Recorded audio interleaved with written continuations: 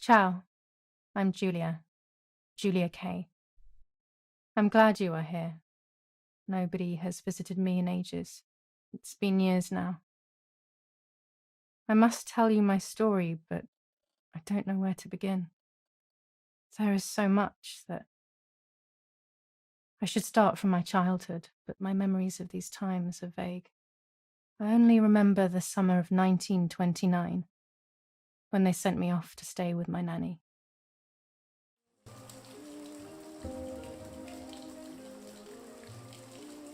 Nanny, will you tell me the story of the White Lady? No, little sparrow.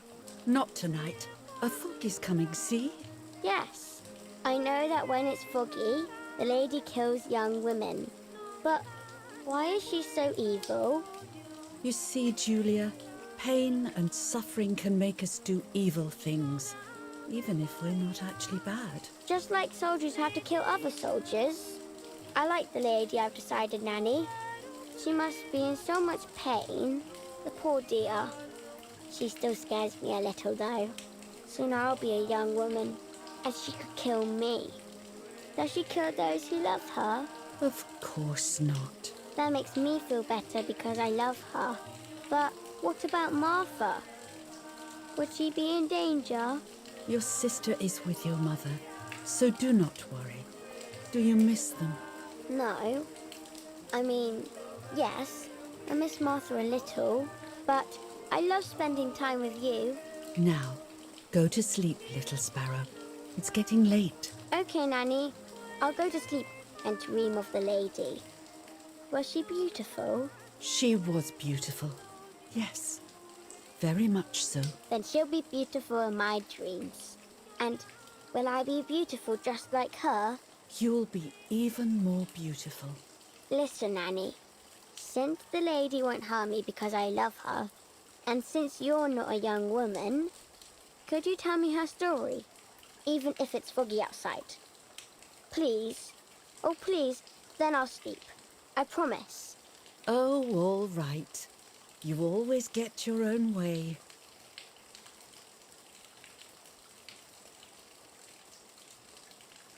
I loved Nanny and I loved that story. Every time I heard it, it sounded like a new and more mesmerizing tale. Every night I would ask her to tell me about it, even though it scared me. Even now I can remember every single day of that time and how happy I was.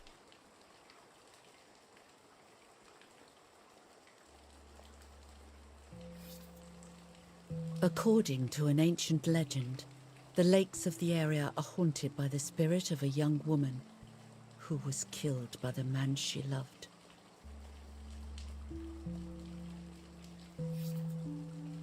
She was expecting a lover's stroll by the lake, gazing out at the old tree growing on the lake's island.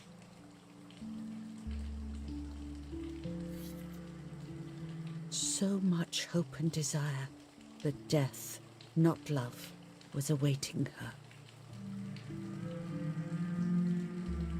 Oh, the poor dear. That's not fair. Life isn't fair, Poppet, but that's the way it is. And we must learn to deal with it. Okay, I'll try. But it makes me so mad. Keep on reading, Nanny. In despair, the man confessed he had killed her out of jealousy.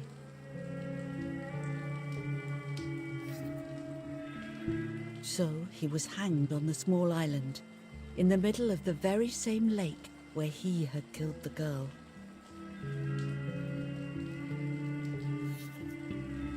They searched everywhere, but the girl's body was never found.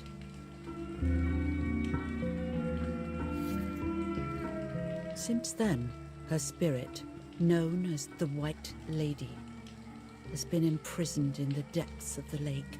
She grieves eternally for the loss of the man she loved. When fog arises, the White Lady is known to leave the waters of the lake and roam the woods, looking for her long-lost love in vain. Within the fog of dawn, Hunters have claimed to hear the wailing of a woman in the distance.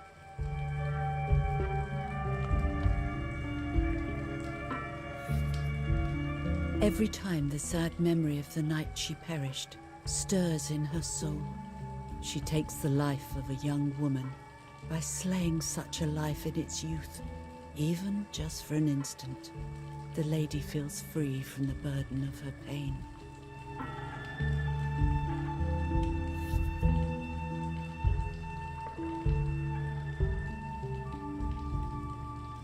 Good night, Nanny. Good night, my love. Almost 3 years with the nanny, but when I came home, I quickly forgot how to be happy. My memories do not return until 15 years later, in 1944, when I stayed in that house. I enjoyed setting up cameras in the woods by the lake. My father created a device that attached to the cameras. It would make them take pictures at set intervals. I was trying to photograph animals, or whatever else was in that damned place.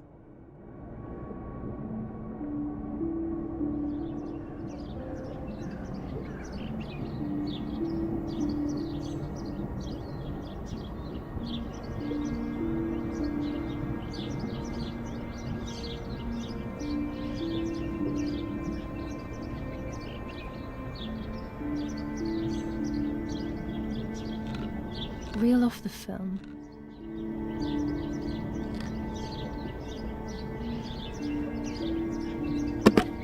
Open the camera. Remove the old roll of film.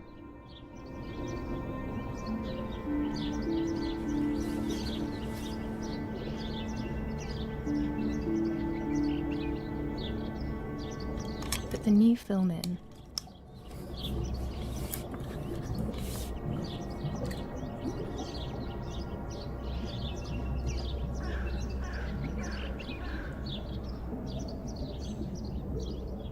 Close the camera. Load the film.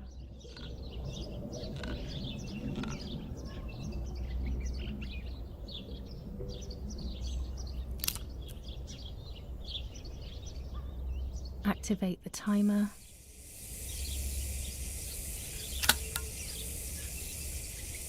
Almost ready. Now to bring the image into focus.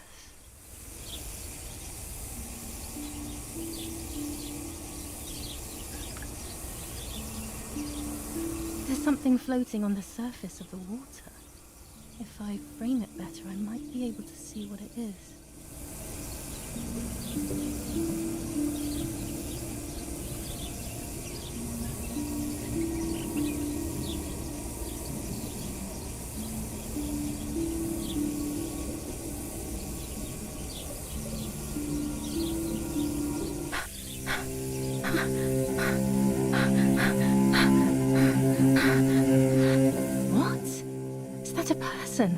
I must help them.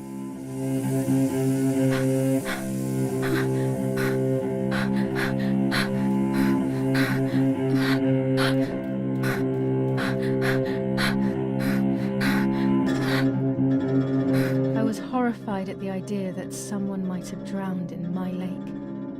The lake was my world, where I would spend entire days daydreaming. I would lose myself in my thoughts, but that was a rude awakening. So terrible.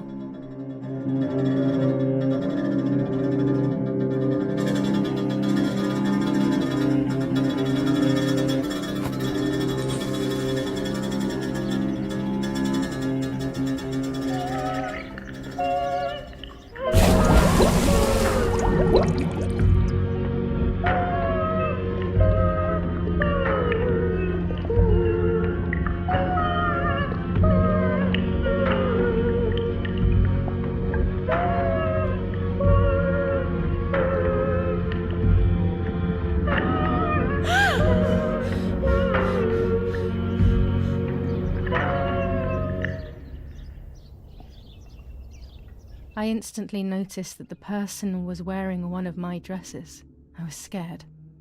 I dragged that lifeless body as best as I could to the shore, trying not to drown myself. Only when I lifted her in my arms did I realize who she was. It was my sister. My twin, a part of me, dead. Impossible to comprehend. I was desperate. I didn't know what to do or to think.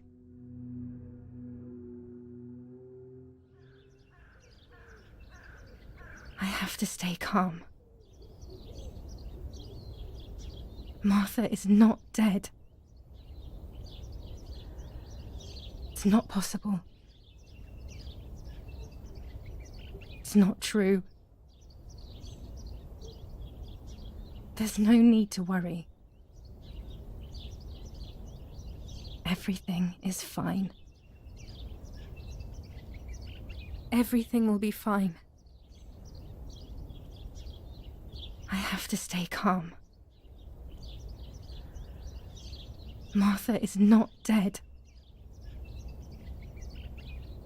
It's not possible. It's not true. There's no need to worry. Everything is fine. Martha, February 26th, 1923.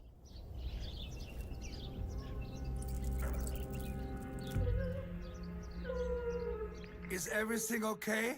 Are you hurt?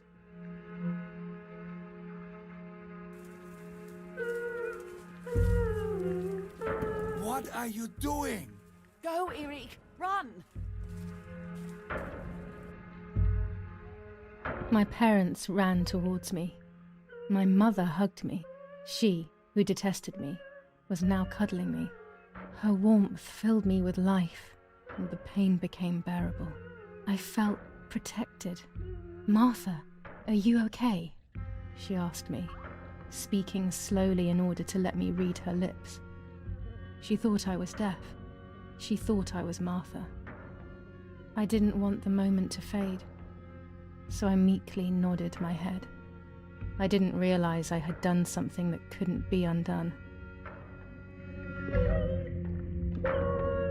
I would have to pretend to be Martha forever.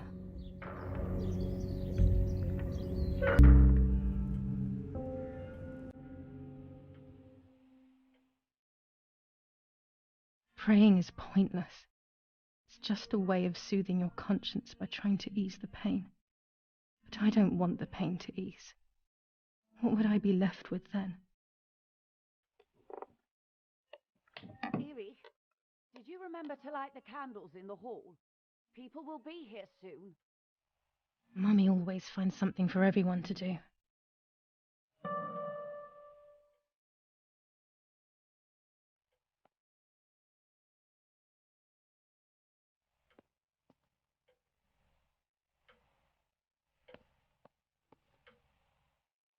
Daddy's oboe. We were preparing a really nice duet together. On the rare occasions he's at home, that is.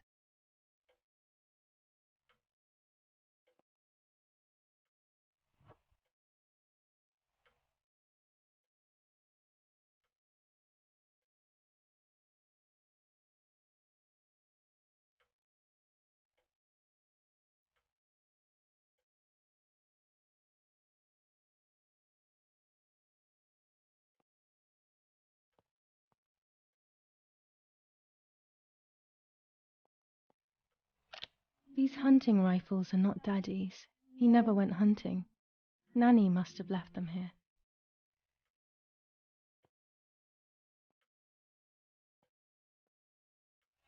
Daddy, Mummy, and my grandparents. It seems almost impossible that Father is a soldier. Mother would have been more suitable if she wasn't a woman.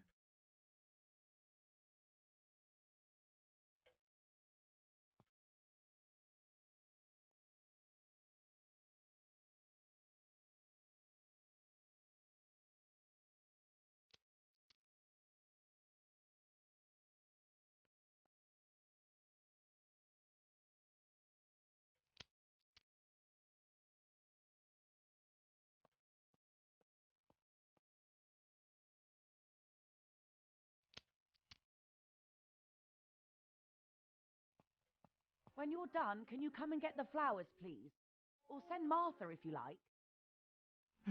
Never a moment's peace. even at a time like this. She can't sit still for a second.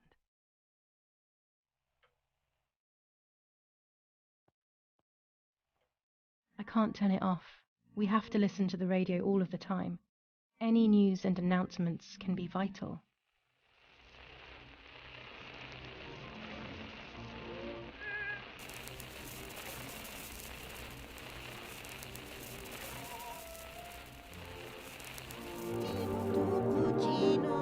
Is someone coming to get these damn flowers? When Mummy asks for something, there's no escaping it. A telegraph box. I know how to use it. Daddy taught me. There's no reason to use the phone right now.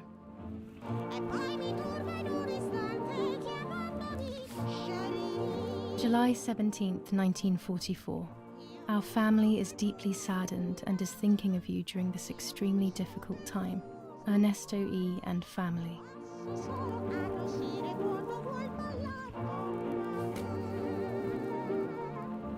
An old painting. I find it so sad. It communicates a sense of deep solitude to me.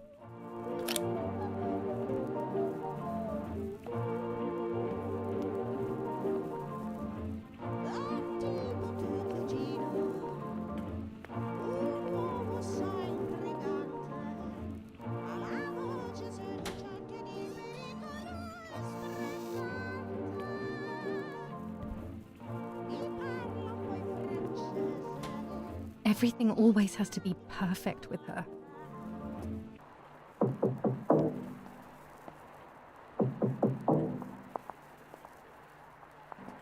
Parla Londra.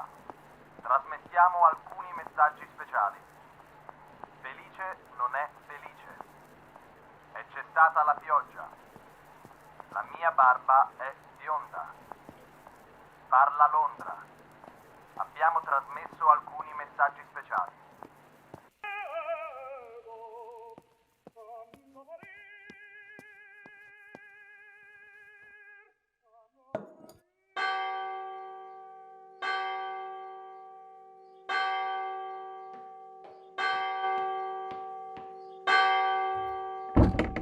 What's happening? Who closed the door?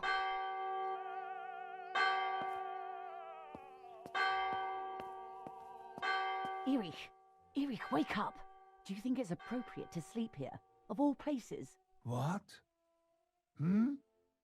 Yes. I must have fallen asleep.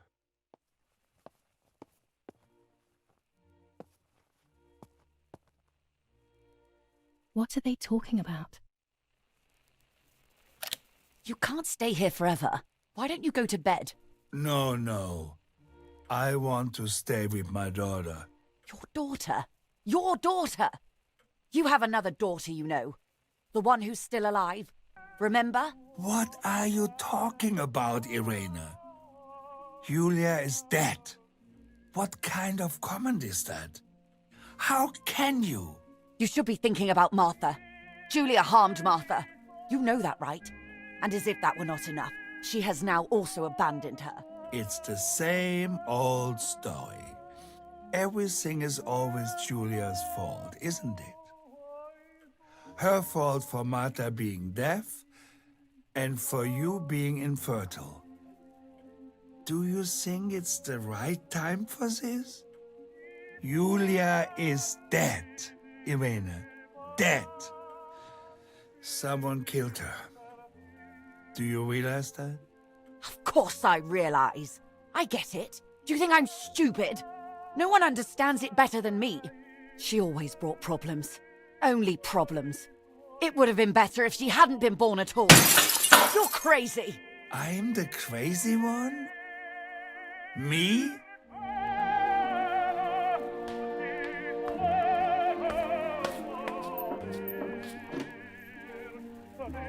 They have done this to get at me, yes. Your death is all my fault. All I could ever do for you was hurt you, Julia. My poor, sweet, crazy girl. What will I do without you? What will life be like now? All the time I didn't spend with you. But now I'm home. We can go fishing together. We can take pictures of butterflies. No. We can't do anything together anymore, can we? Nothing. I miss you, Julia. I miss you.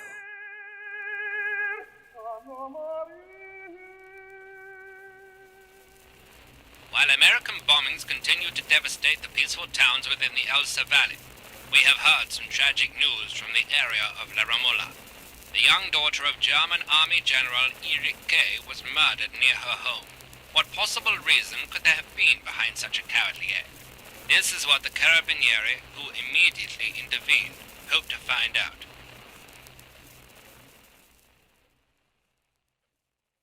Mother didn't seem to suffer from the situation. All she cared about was that my death was so painful for Martha. But not having me around anymore must have been a great relief to her. At the end of the day, it was better for everyone that it was me who died. And it was better for me too that people thought that. But the guilt began to consume me. That's when I started having horrible nightmares.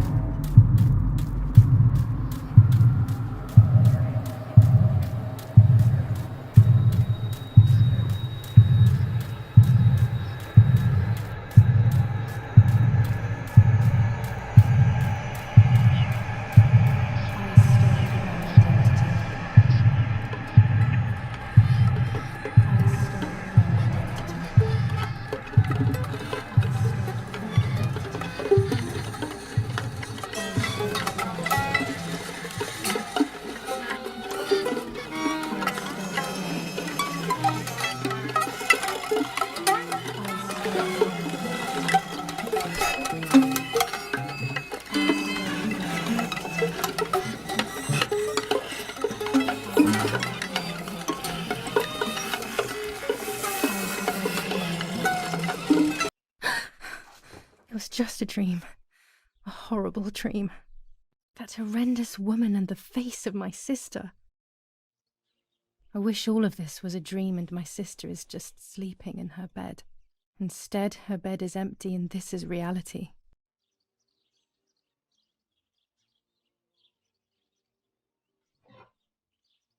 This is Martha and me at the festival of the patron saint.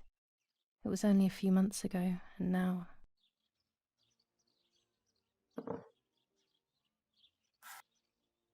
Martha had asked for a picture of me to put in this frame. She wanted me to do one of those expressions of mine that made her laugh. Expressions that she couldn't quite imitate. She used to say that those were the signs of my soul. Can a photo capture the soul? Can I capture Martha's soul?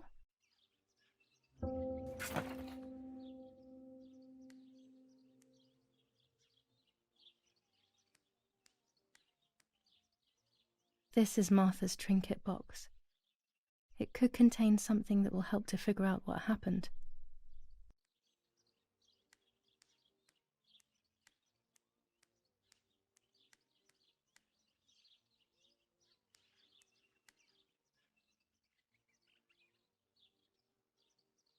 Oh gosh, if Mummy sees this picture, she'll throw it away for sure. It's me and Lapo. I want to see him as soon as possible so we can mourn Martha's death together. Can I be Martha without her clothes? Mummy never wanted us to swap, so I don't know how she will take it. I could wear Martha's clothes instead, in the other wardrobe.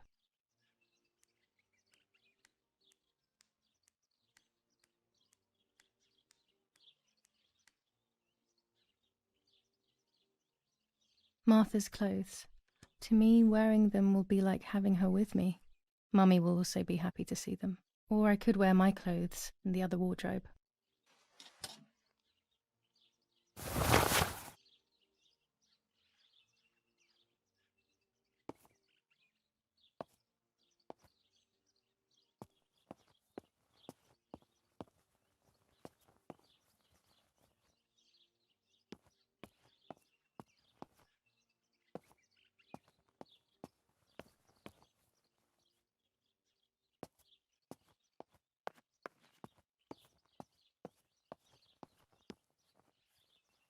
Everything I need is always in my bag.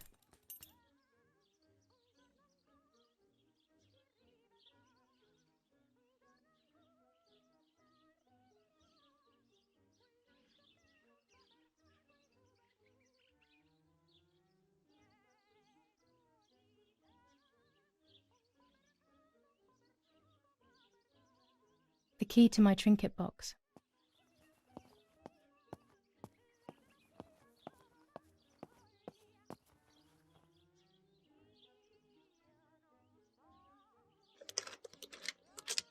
This is not the right key. I must get her key if I want to know what's inside her trinket box.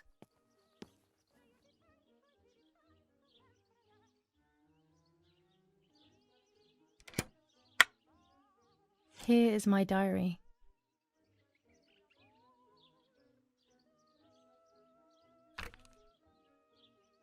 July 12th, 1944.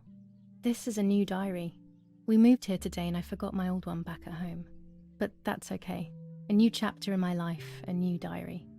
They say they brought us here for our own safety. Daddy, the war, and everything else.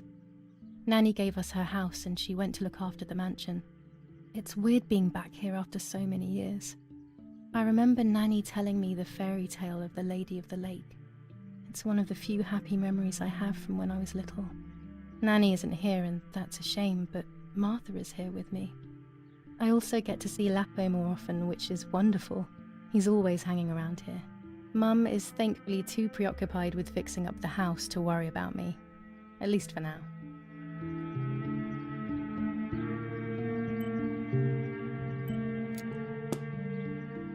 Yes, Erich, I'll be right there. I'm just going upstairs to call Martha down for breakfast. Fine, but I'm not sure we should let her sleep all day. What do you think? What did you say? Okay, I won't wake her up. I'll just turn on her light. So when she wakes up, she'll know when to come down for breakfast. They really think I'm Martha and I can't hear them. I need to be careful not to talk, or I will be in serious trouble.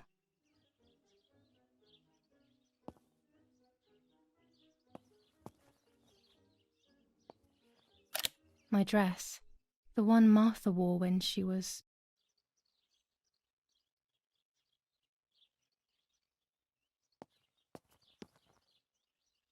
I still like to have the books and games from when I was little with me.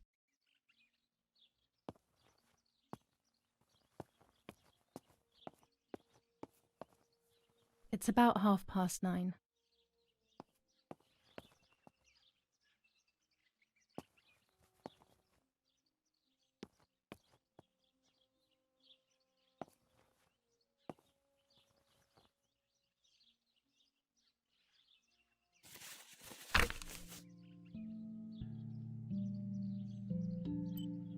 July 16th, 1944. There's something creepy about the woods. Every time I'm at the lake, I get a strange feeling. Maybe it's the legend of the White Lady playing tricks on me. I get weird ideas. I think that there is this presence. Then I think I'm just being crazy. Anyway, crazy or not, I want to take some pictures. I'm not scared. In fact, I'd say I'm excited. I've made arrangements with Martha. She's coming to the lake with me tomorrow to set up 2 new cameras with timers, and we'll see what we can photograph. Not before a good swim, of course. To be honest, Martha doesn't like photography all that much, and recently she's gone off swimming too. But she does like spending time with me by teasing me. Then, when she gets bored, she disappears into her books, and I do my own thing. We feel right when we're together.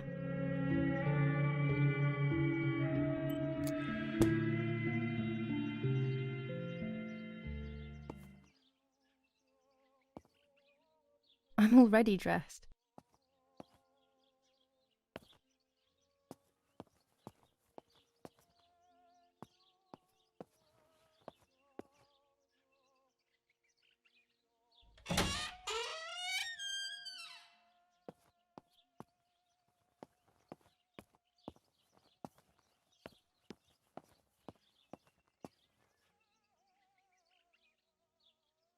How wonderful the snow is. Unfortunately, it doesn't snow often around here.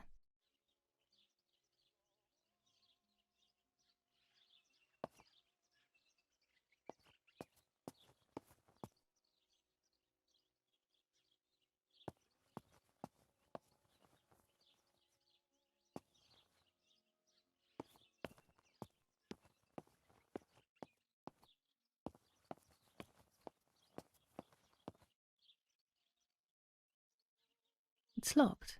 Strange. Why did they lock my room?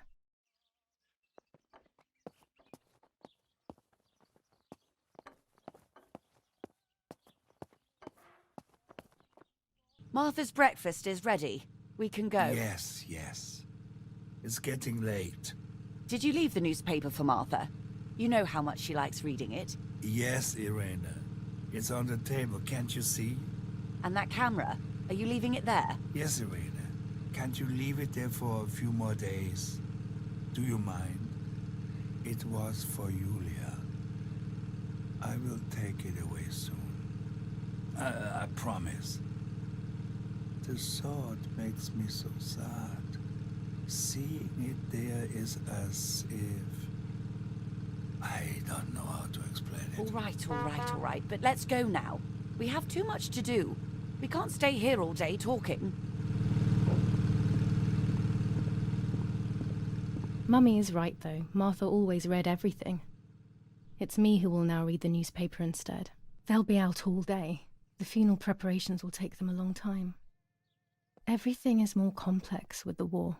Over the next few days, I will see little to nothing of them.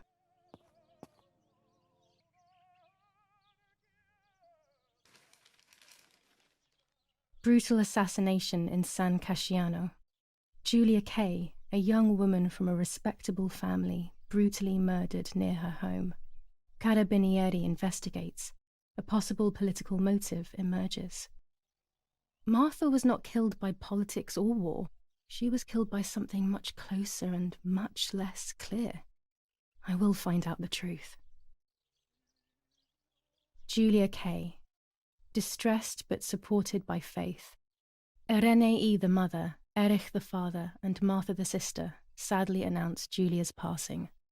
The funeral will take place in La Romola, Thursday, July 20th at 9:30 p.m., departing from the property of the deceased.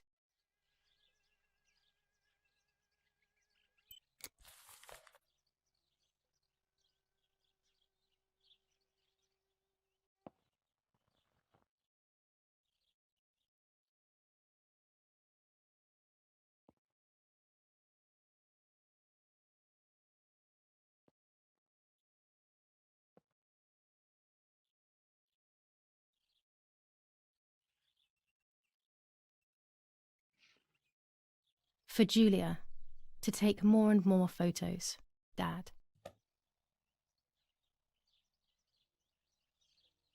I can verify that the camera is still working by taking a photo. I could photograph a sparrow. There are so many of them out here. There might be birds around the little wall in front of the house. I always put crumbs on it for them.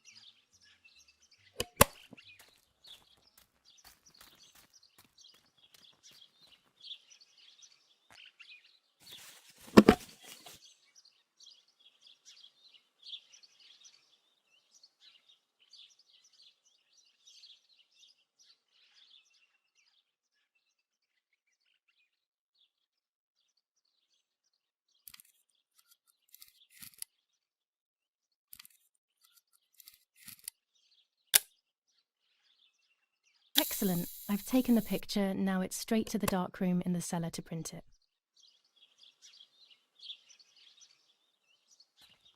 Daddy recently became a general in the German army. He used to take pictures on the front lines, but now he gives me the materials to take photographs instead. Now that Martha is gone, only this camera can fix my ideas and my memories. I can't allow myself to forget.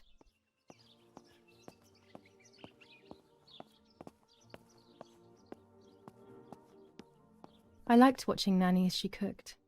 I always picked up loads of techniques.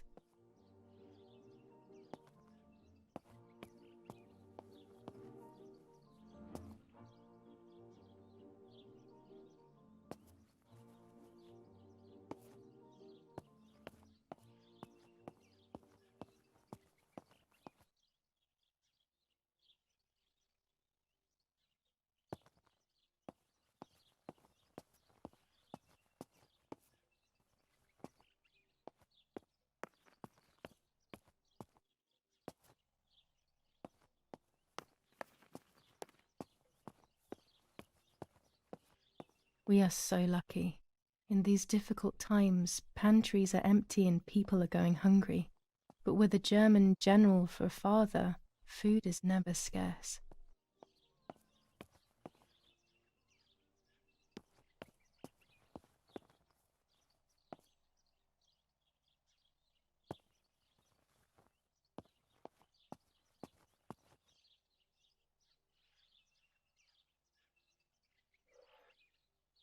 These could be of use to me.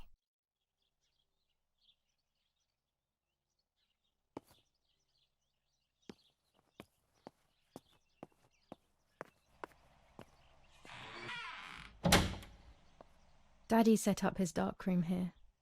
He doesn't take photos anymore because of his work, but photography is still his true passion. I'm allowed to use the darkroom when I want to.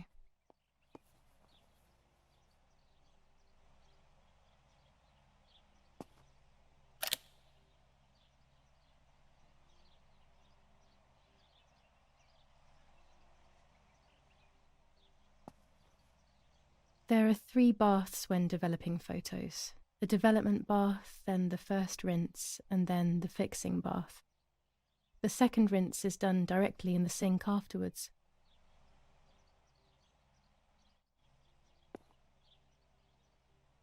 Daddy had this device brought here last week. It's old, but still works. He has always loved everything technological.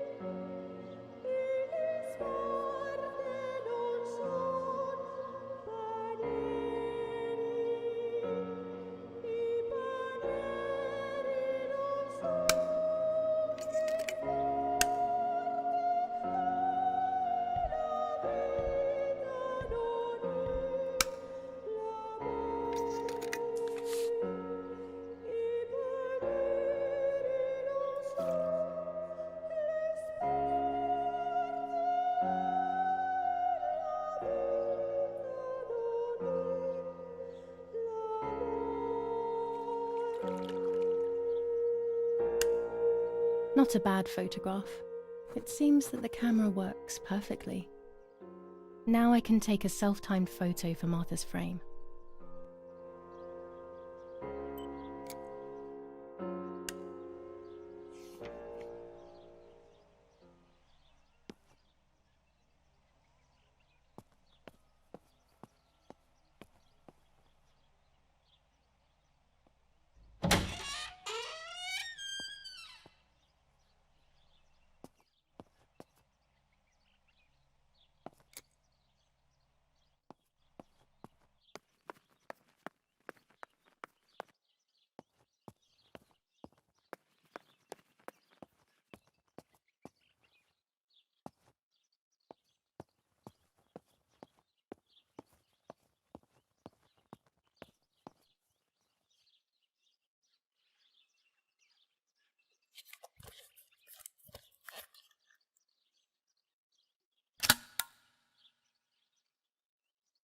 Camera is set up with the self-timer.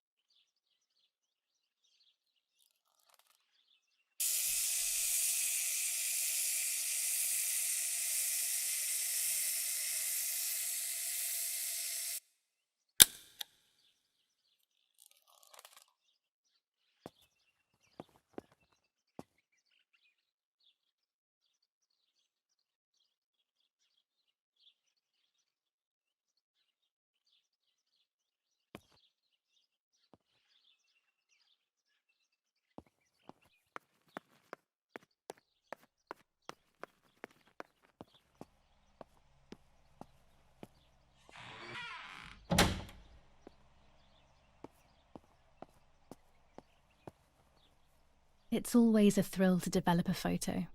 You can't see anything at first, yet something invisible is captured on the black film, a kind of ghost. That invisible breath then returns to reveal the reality from which it was torn. There are those who say that photography steals the soul or captures it. That's why they used to photograph the dead, but nowadays almost nobody does it anymore. Even if it's just a delusion, I want to photograph Martha. I want to have a small reflection of who she was with me, but I have to do it secretly or they'll think I'm crazy.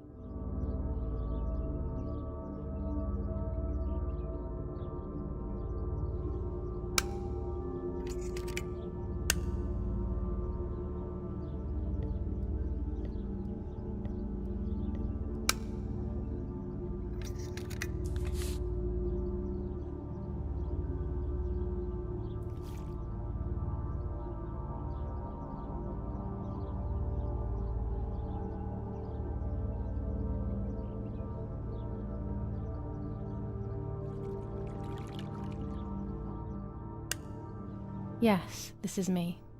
No one was ever able to tell us apart. But I never had the slightest doubt, and nor did Martha. It's strange how what identifies us most deeply is not visible to anyone. Obsessively thinking about Martha and what had happened. But suddenly, a thought took control. The memory of that day at the lake was becoming more and more like a dream when, after awakening, the image becomes more and more faded. Could it be that the memories were a figment of the mind? Had I been the one that hurt my sister? I had always envied her, and now I had taken her identity. I experienced a suffocating pattern of thoughts. I decided to go straight to the lake to retrieve the film rolls. They would tell a different story, I was sure. But deep down, I kept hoping they would confirm my fading memory. Of course the door is locked. The keys aren't hanging on the lock as usual, then they will be in Daddy's study. We live in fear now. My parents are not going to let me go to the lake anymore after Martha's death. So this is the right time. I need to know. The self-doubt I feel is eating me up.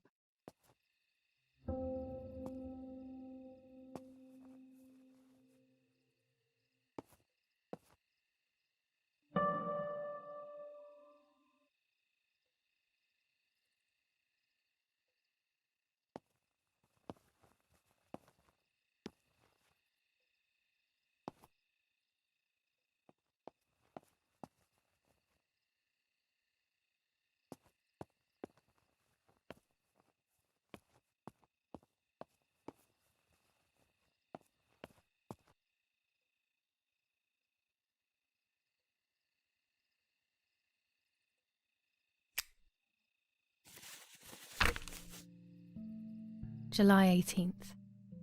Everything has changed. I feel like a different person. The best part of me left with Martha. My enthusiasm, my desire to live, and the will to joke around. I find myself alone, left to my own devices, confused with no desire or expectations. I was handling the cameras at the lake and there was a floating body on the water. I don't remember what I was doing before. Yet another memory lapse. That lifeless body was Martha's, my sister. Mummy ran up to me and hugged me, thinking I was Martha and that I, Julia, was dead. I didn't correct her mistake and now it's too late. If they find out I have been fooling everyone, I don't even want to think about it. I feel terribly guilty pretending to be Martha, pretending to be deaf. I took the photo for Martha's frame. I know it's too late now, and I felt incredible pain placing the picture. I said goodbye to her forever in that moment. I realized she was gone and there was no going back. I must do one thing for Martha. I must find out what happened. The partisans couldn't have killed her. That's just ridiculous. Lapo is my friend and he is one of them. He loved us so much. We know all of them, so it's just impossible.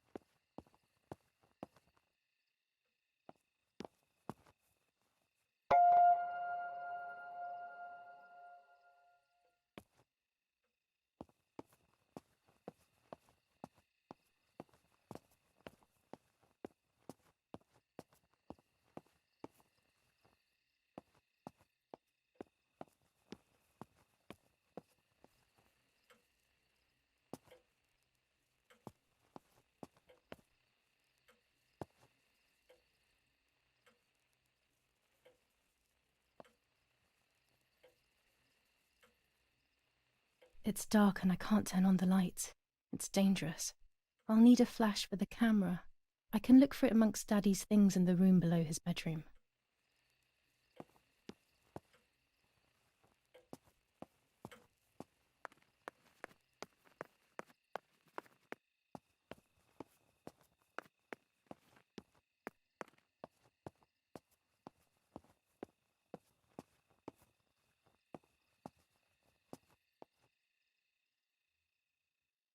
As a child, when I spent those short years with the nanny, this was my room.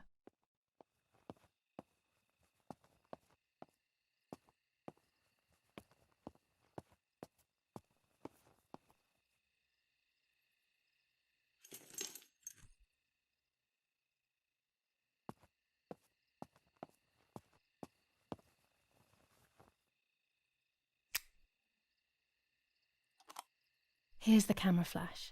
Now I can photograph Martha even in the dark.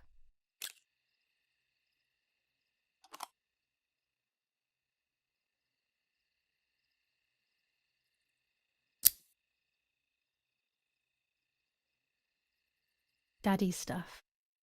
War maps. I've heard everything will play out on this new defensive line.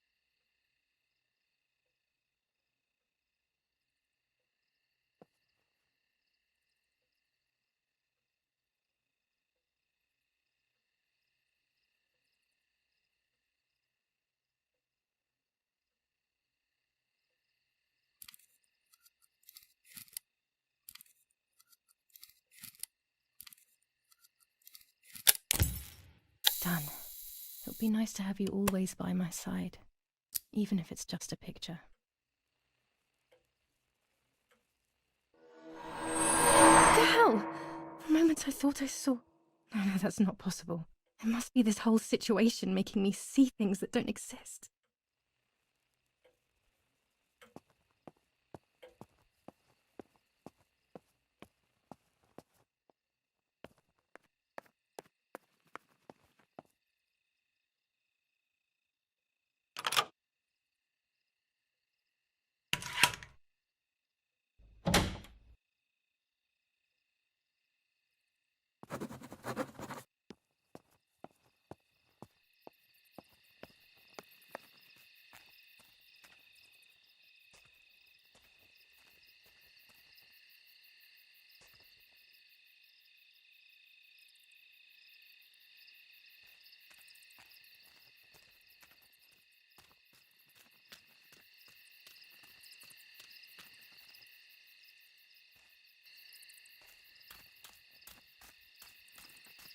The forest is very dark.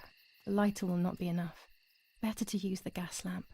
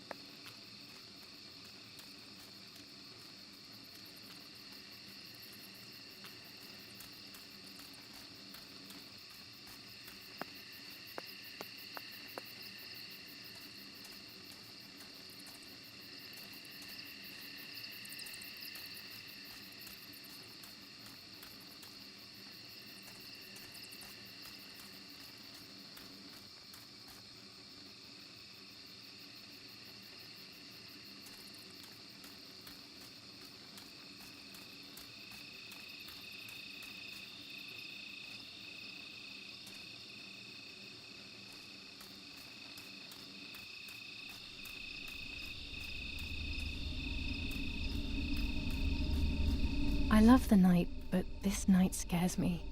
In the dark, I can feel all the harm I've caused. It's getting closer with each step. I feel it brushing up against me like a cold wind. I hurt Martha. The closer I get to the lake, the more certain I am of this. How could it not be? I killed her to steal the love that everyone felt for her but didn't feel for me. How could I have done such a thing?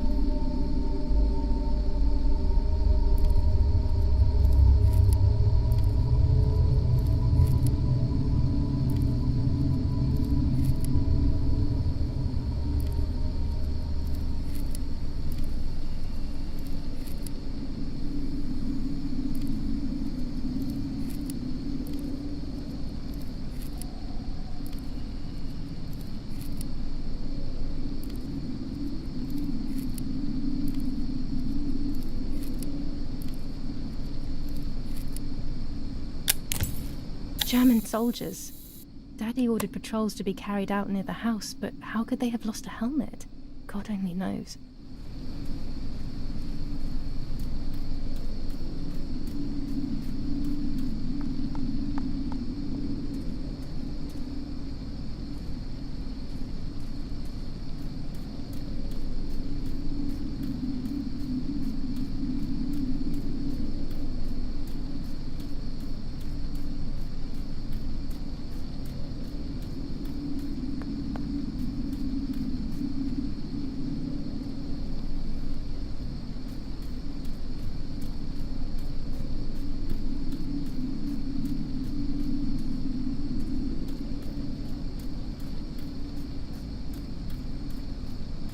Oh no! Damn lamp! Luckily I still have my lighter with me.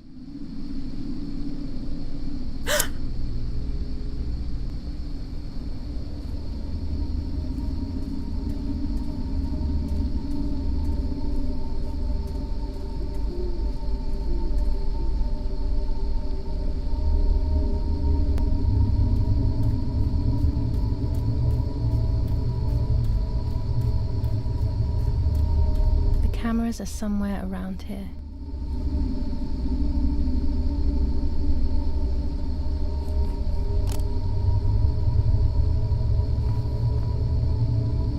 Two cameras left.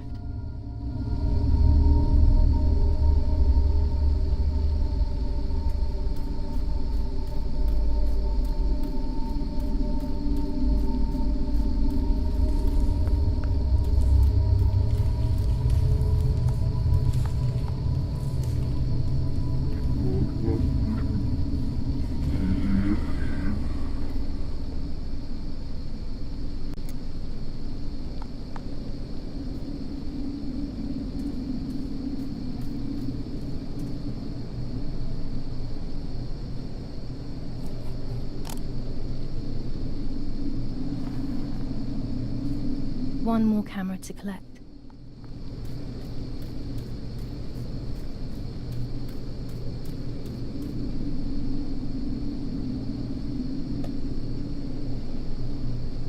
A shred of fabric here in the woods. How strange. Let's take a photo of it and leave it where it is. That's it.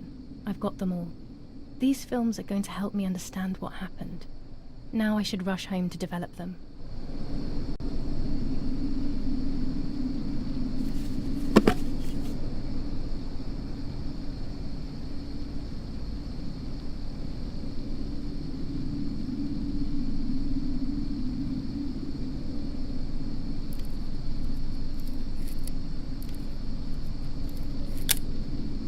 How could it have ended up here? It looks familiar.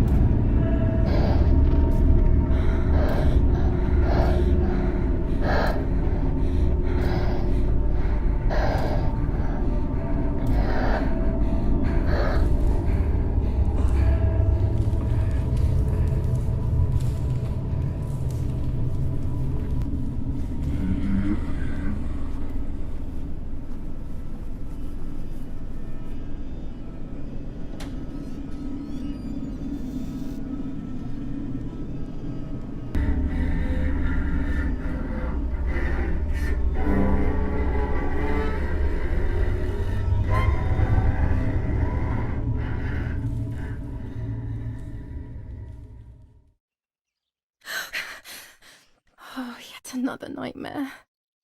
She entered my dreams once more.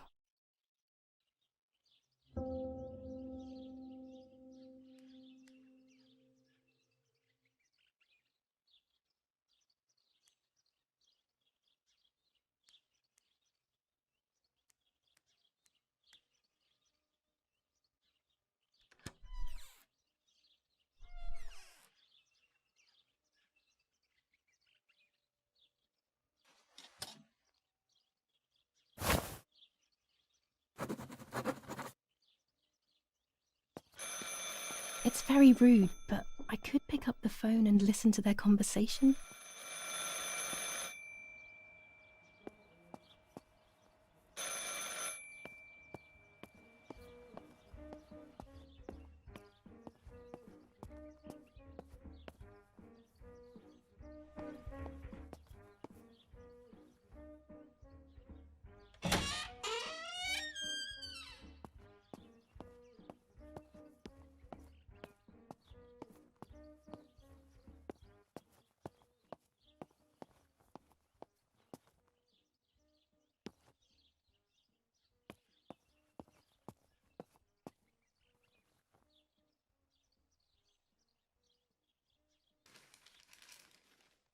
The superior commander of the German Federal Armed Forces announces 1.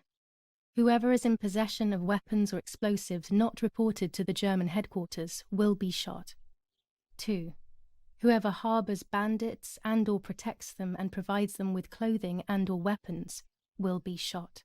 3. Whoever is aware of the existence of any rebel groups or even lone rebels without reporting them will be shot. Italian workers in Germany. The following rules are in place for workers who voluntarily work in Germany. A commitment of a maximum period of 1 year before returning to Italy. War rages on the Eastern Front. An attack launched by the Soviets after hours of cannonade. The fight on this front has been going on for a long time.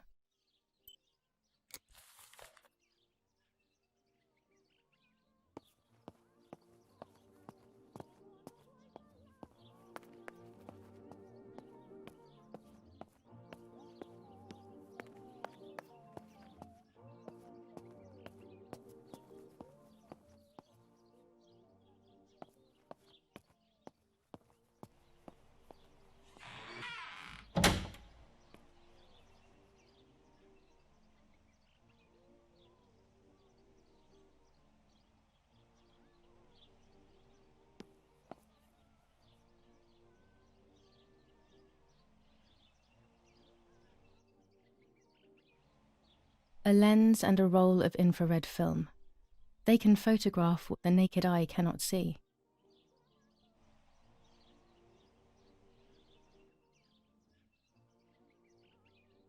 With this lens, everything gets bigger. Blue filter, ideal for indoor photos. Orange filter, when there is fog, it improves the image by giving it some contrast. With this lens, I can shoot very close up. Red filter for super high contrast photos. This lens increases the framed area. It allows me to fit more into the image.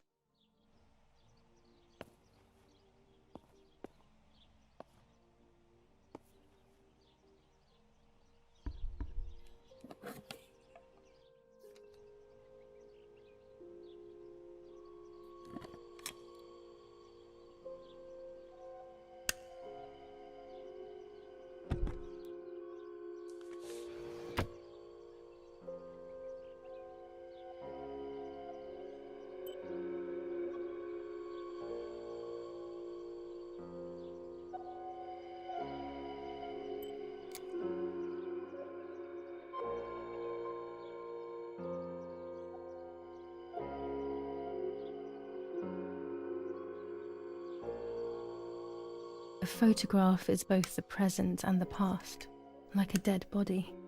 I don't know what I'm expecting. Maybe it's silly to think you can capture the soul of someone who has died.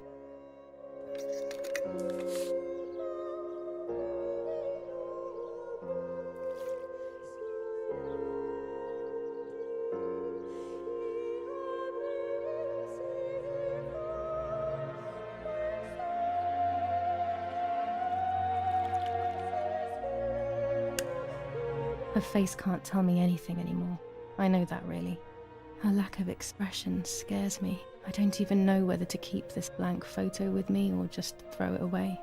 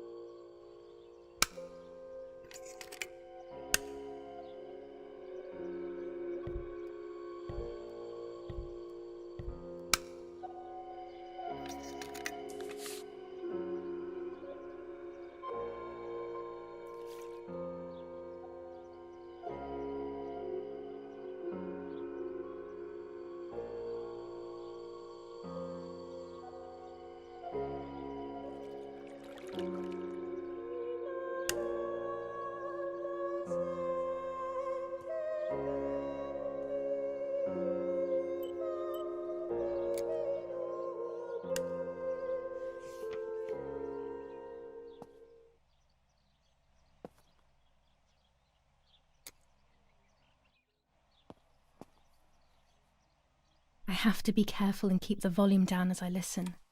I must go unnoticed. I am meant to be deaf after all. Ready? Julia? You ready? Sure, Daddy. I'm good to start. I've already started recording.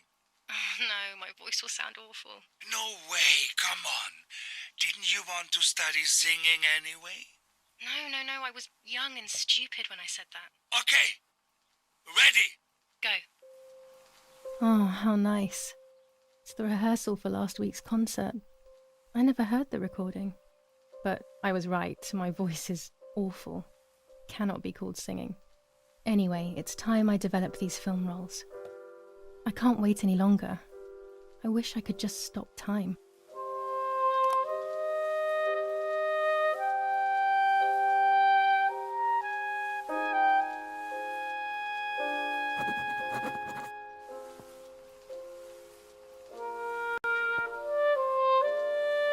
These images could change everything.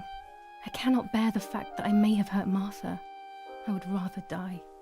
Damn my head and these memory lapses. It's such a pain not remembering. It's like getting lost inside yourself.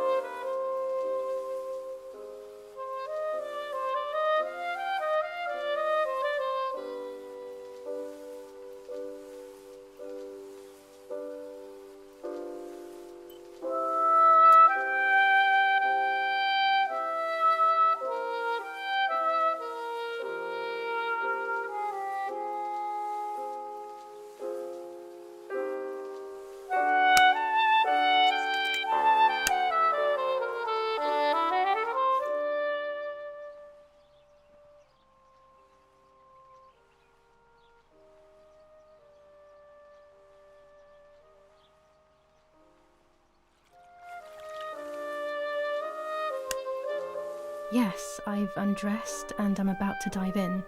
This matches my memory.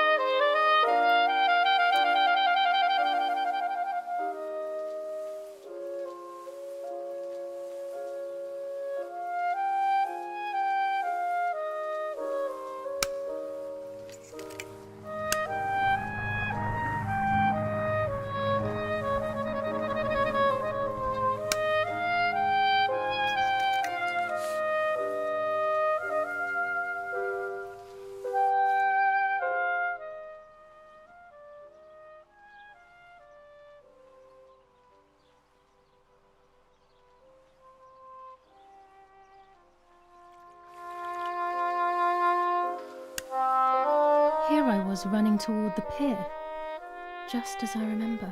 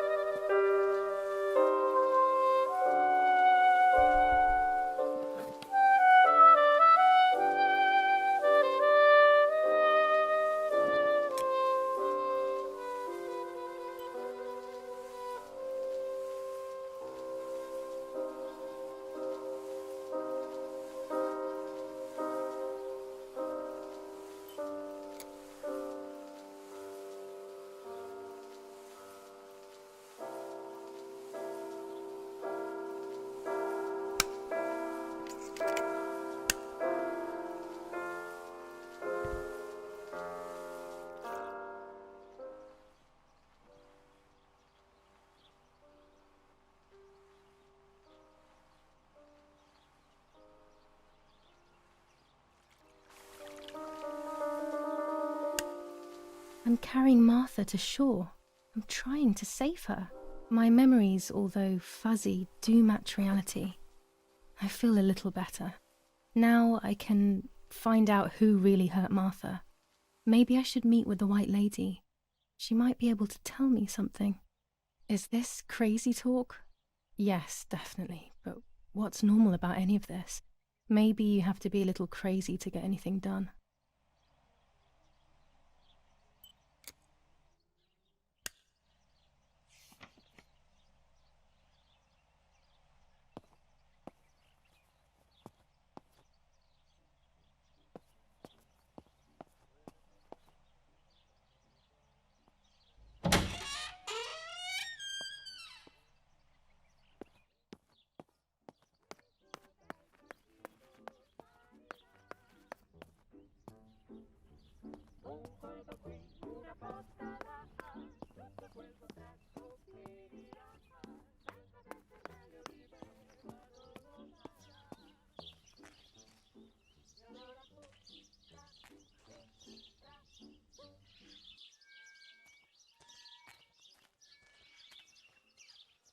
My bike. The wheel is deflated as usual. A bicycle pump will solve this.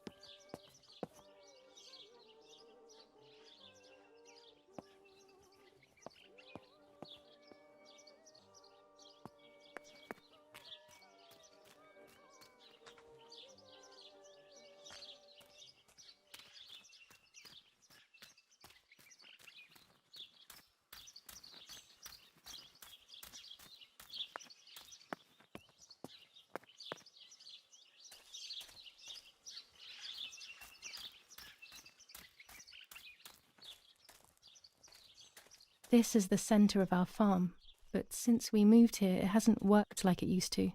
Security matters, Daddy says.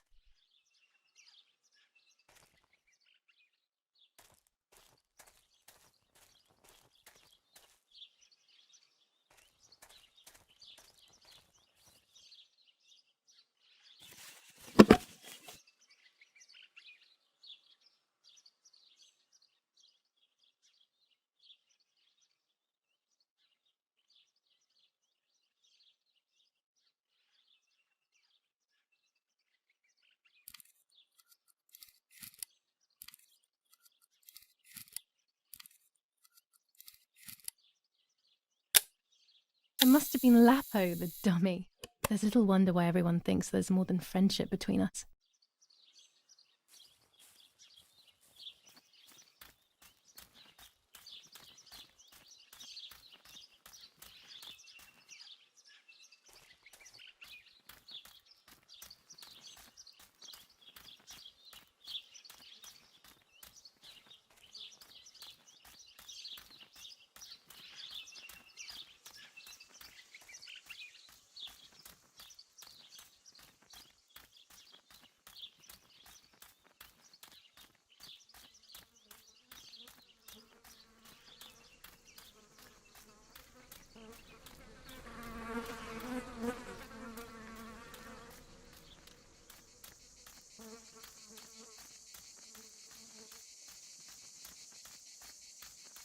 Los, schnappen wir uns die...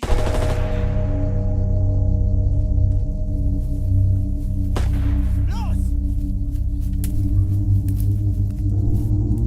Hey, hey, hey! Los geht's! Hier lang! Hier drüben! Oh, hey! Vorwärts! Hier! Sie sind da lang! Verdammt! Los, laufen! What is going on here? What are the soldiers doing? It's dangerous, I know, but I want to follow them and see what's happening.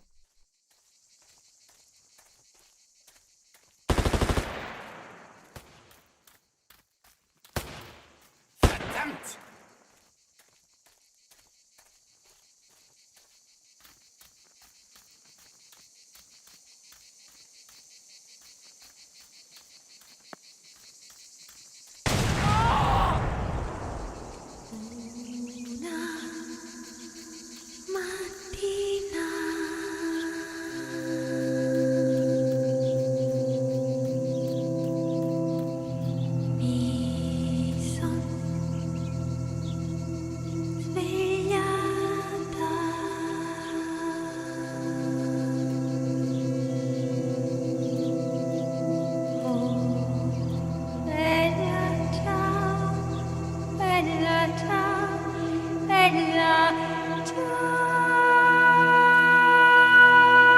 Oh God, please no.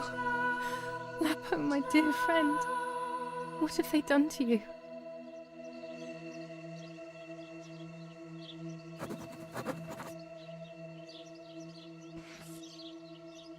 Your handkerchief was the symbol of what you believed in. At least that is left of you.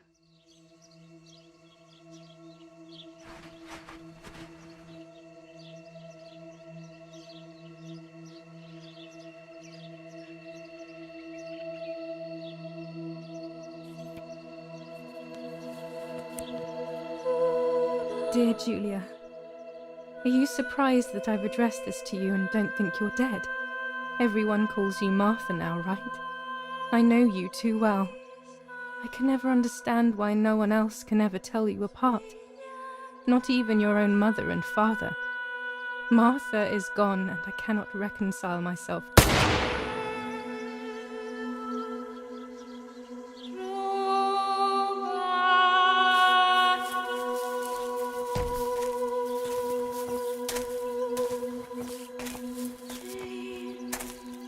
Du hast ein Mädchen erschossen, du Idiot. Scheiße, scheiße, scheiße. Was machen wir jetzt? Sieh mal, was sie um ihren Hals hat. Sie ist eine von ihnen. Es musste getan werden. Sie ist die Tochter von General Erich K., du verdammter Trottel. Sie war die Freundin von diesem armen Kerl. Oh, verdammt, jetzt sind wir wirklich am Arsch. Scheiße. Lass uns abhauen. Aber sie lebt noch. Sie liegt im Sterben. Siehst du, wo du sie getroffen hast? Sie ist bestimmt schon tot. Wir müssen jetzt abhauen, sonst sind wir auch bald tot. I thought. But strangely enough, I wasn't afraid. In fact, I was almost relieved. When I returned, I found myself once again in the midst of a bad dream. One whose meaning I did not understand at the time.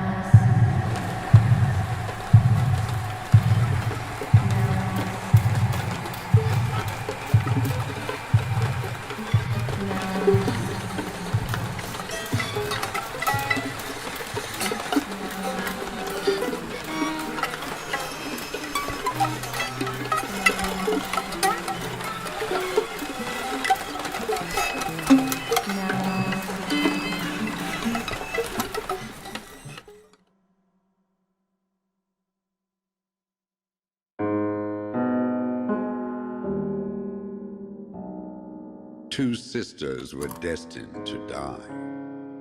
Julia, the first sister, and Martha, the second. On Julia's day of departing, identical twins stood before me, impossible to tell apart. They questioned my presence, since they were still so young. Julia must come with me, I demanded, but they both claimed to be Martha. I explained that Martha's fate was soon to be the same, and their games were useless. I didn't have time for it. The war was keeping me busy.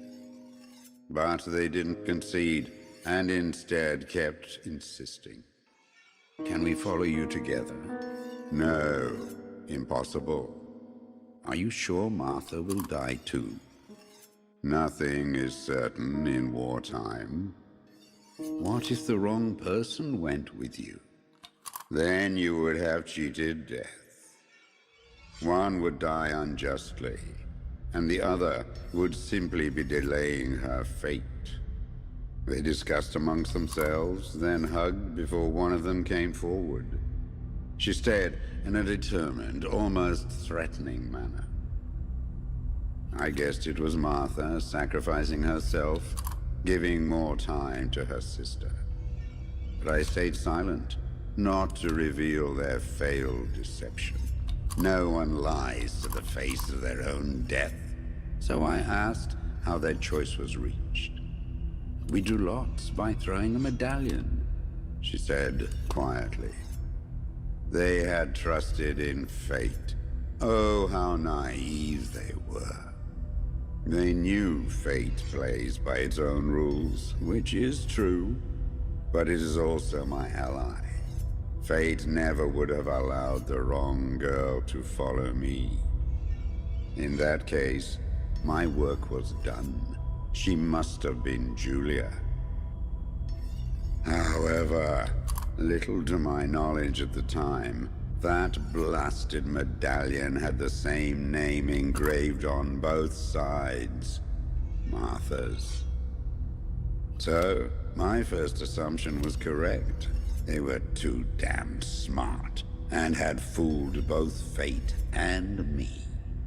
One thing is for sure. I'll put things back where they belong. I will correct my ignorance and give fate back its blindfold.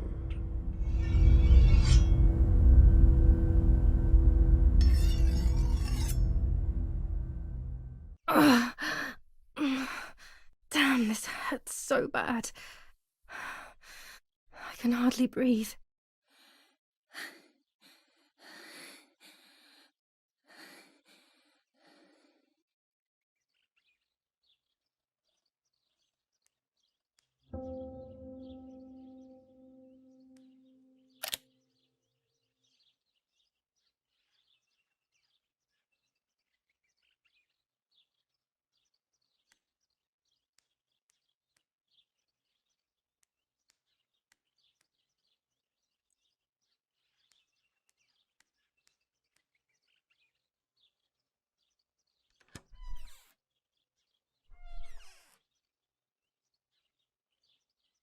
The ceremony is today, so I need a suitable dress.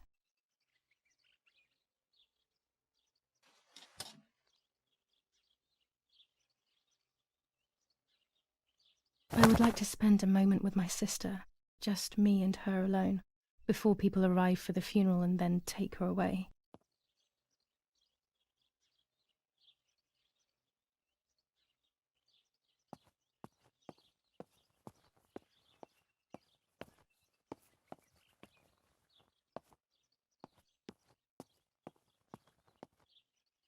Nanny will be visiting me soon. No, my bag is not here. My diary.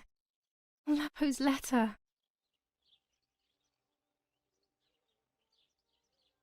How is she? How is my daughter? Please, doctor. Please give me good news. It's a miracle she's alive, Eric, but she will be all right.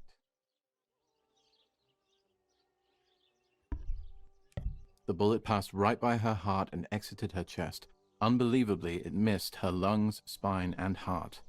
She could have been paralyzed or died. But thankfully, she's fine. I examined her thoroughly.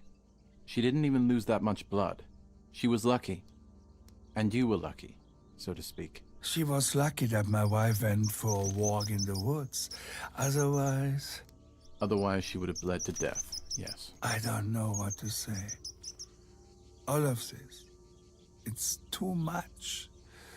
So much death and suffering. Nothing more. Don't worry, Eric. She's young, so she'll recover quickly. I'll be here all day anyway. Thank you, Doctor, for everything. Do you mind coming with me to pick my wife up from the cemetery? The funeral will start soon in the chapel. Of course not. Lead the way. You know, with all of these preparations for the funeral, Irina wants everything to be perfect. It's her way of coping, so she doesn't have to think about everything going on. She is a woman who has suffered so much. Maybe too much.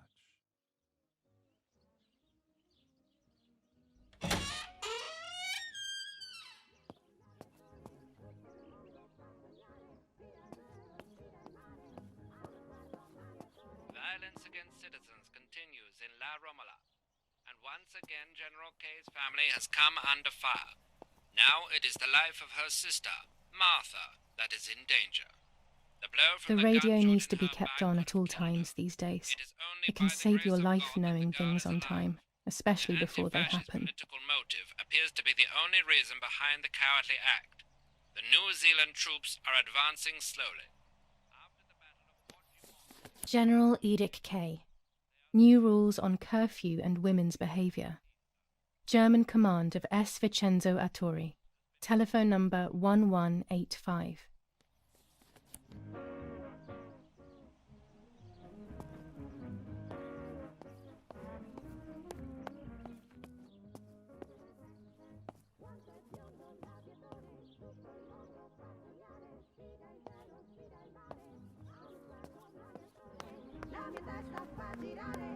What if the bag is here somewhere?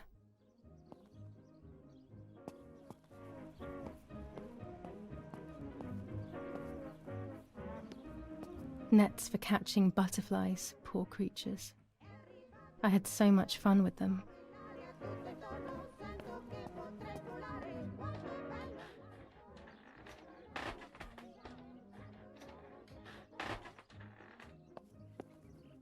Mummy's medicine.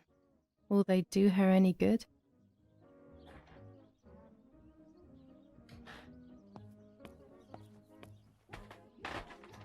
This is Mummy's jewellery.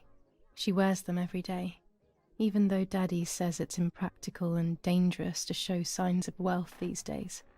As usual, she doesn't want to listen to reason and ends up arguing with Daddy until he goes to play war, as she says.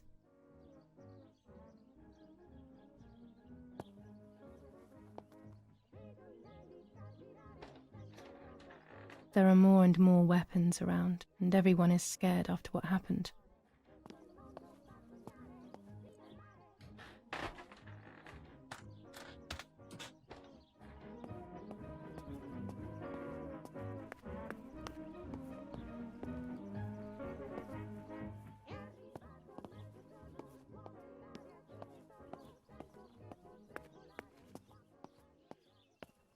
There's my bag. Thank God.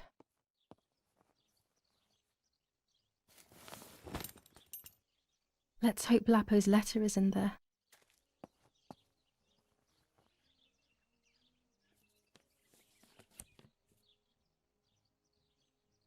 Dear Julia, are you surprised that I've addressed this to you and don't think you're dead?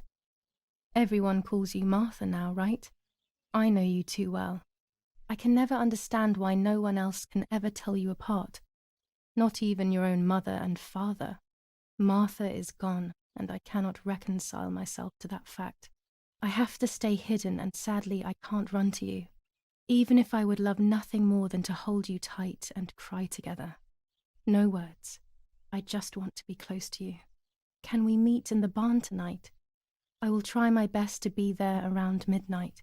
Don't be alarmed, but if things get ugly, please remember this number, 6934. He knew he was in serious danger, but what about the letter? I had it in my hand when the soldiers ran off. Mummy found me, and if she's read it, well, she hates Lapo, and now she must know who I am. No, she probably would have left me there to die. She'd rather have no daughter than the wrong one.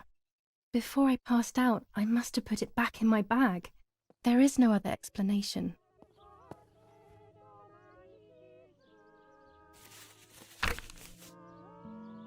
July 19th. I retrieved the cameras at the lake, but I had convinced myself that I was the one who had hurt Martha. So much so that when I had the rolls with me on the way home, I found myself in another horrible dream. I don't even remember going to sleep. As soon as I woke up, I developed the film. The photos confirmed to me that my memory of that night was correct. It was a great relief. I have decided to go back to the lake in an attempt to communicate with the White Lady. I know it's a crazy thought, but I can't get it out of my head. I need to know what happened to Martha, so I must pursue every possible avenue, even the path of insanity.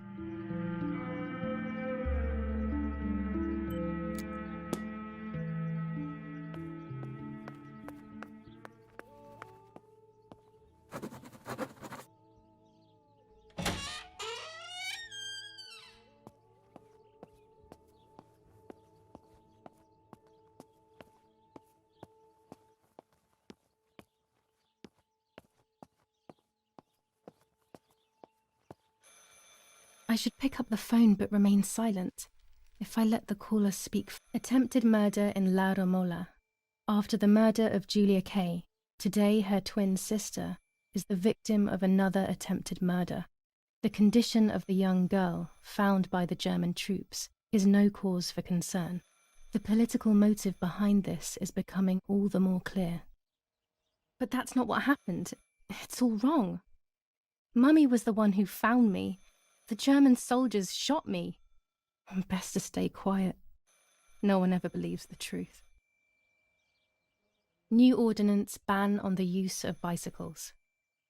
Over the last few days, cyclists have once again shot at members of the Italian armed forces and at civilians in the streets. The offenders will be punished in accordance with German martial law.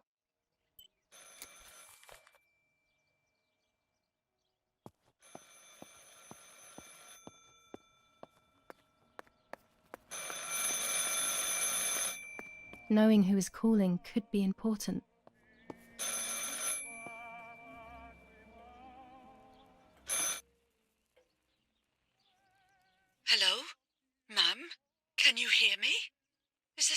there? Mr. Eric?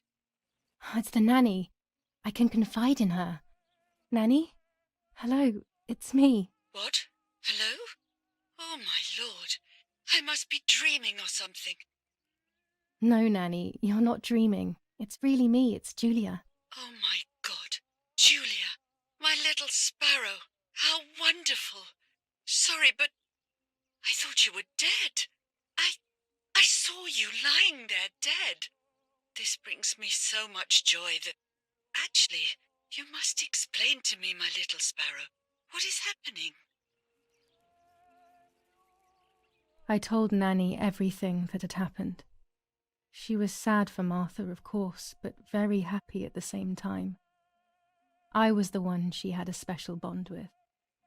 I explained to her that I wanted to try and meet the White Lady, even if I knew it was a silly idea. But she didn't think I was a fool.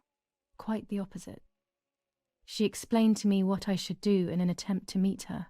It was complicated. I noted everything down carefully in my diary.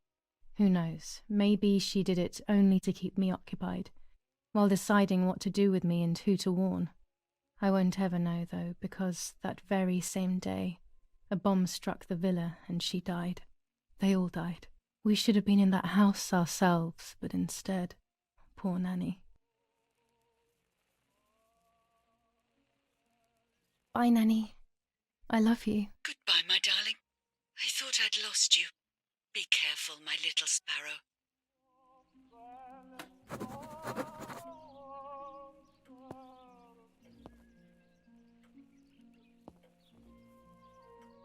Martha was taken to the chapel for her funeral. I want to say goodbye to her alone before everyone arrives.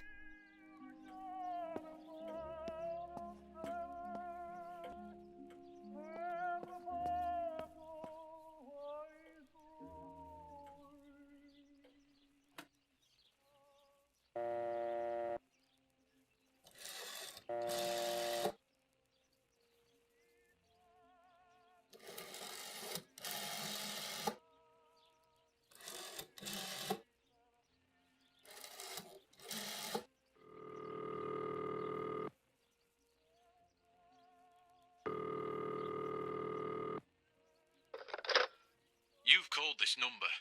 Damn, Lapo must be dead then. Rest in peace, fair comrade. Yes, Lapo is dead. I am No, don't talk. We don't need to know who you are. By calling this number, it means Lapo wanted you to complete his work. A telephone cable near the house of German General Erich K. has to be cut. One goes to the house, but there's another cable we suspect is connected to a secret base. That is the one that has to be cut. If you see any German vehicles around, let us know immediately. We won't use this number anymore. It's dangerous. Use a telegraph. That will be safer. I hope you know how to use them. Otherwise, you'll have to come up with something. This is important. Frequency X. Before the message, telegraph "Town on fire" to identify yourself. Long live the homeland. Long live the liberation. Should I sabotage the cable and become a spy? I don't know. My father is German. It would be like betraying him even though he himself hates this war. But what happened to Lapo and those guys? If I can save someone's life, maybe I should try.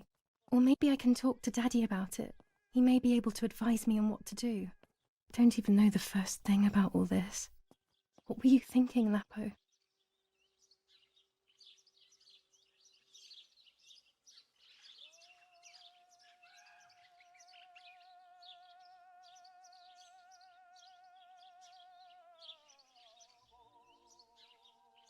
To cut the cable, I will need sharp scissors. Tailor scissors should be fine.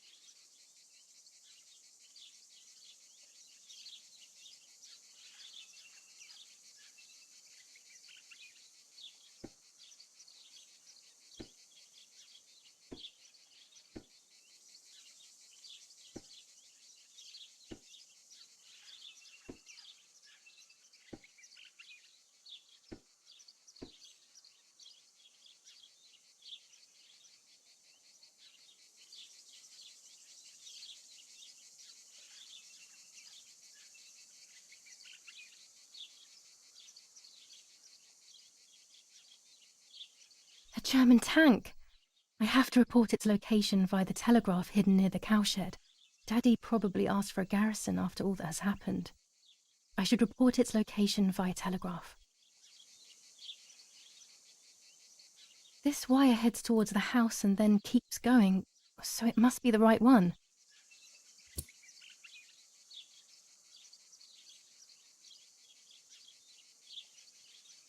Now all that remains is to go to the telegraph near the barns.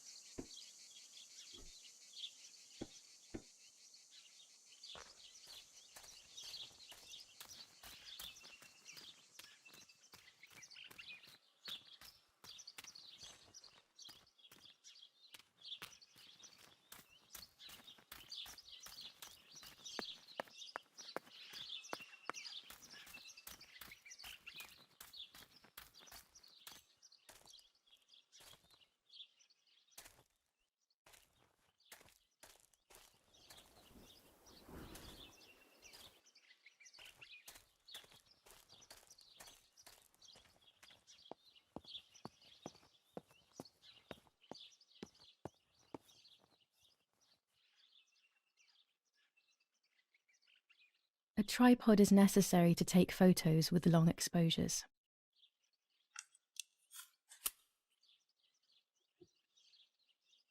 I have found what I need to take infrared photos. The puppets I used to play with were made here. I never knew that when I was a child. They always told me that a fairy brought them. I didn't really believe them, but it was nice to think that.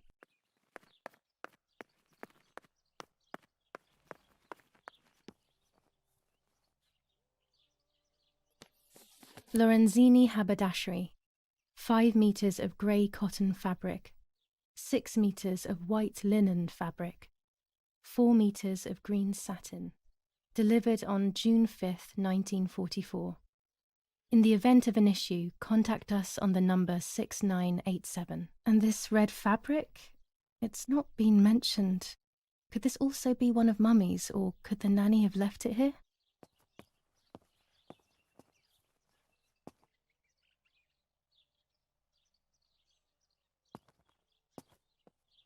This fabric is not new to me, yet I do not think I have ever seen it in the house.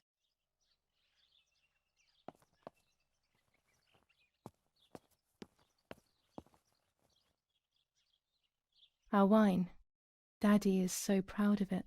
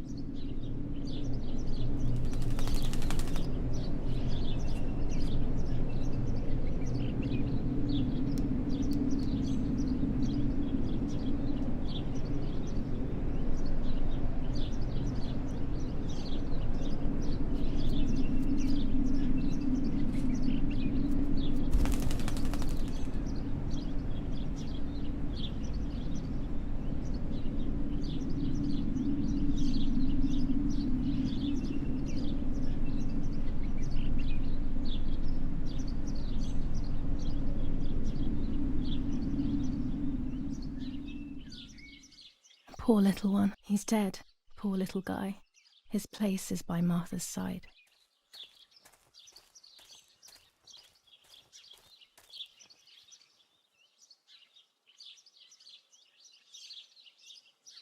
Nanny always calls me Little Sparrow.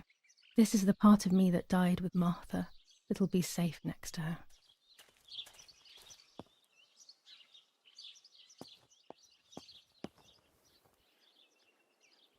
Here, Martha. This is my heart. Carry it with you. I'm starting to understand how painful your condition must have been. Not being able to properly communicate with anyone is becoming increasingly difficult. I envied you, but I did not see your suffering. I did not understand your courage. I miss you so much, Martha. I'm not worthy to dress in your clothes.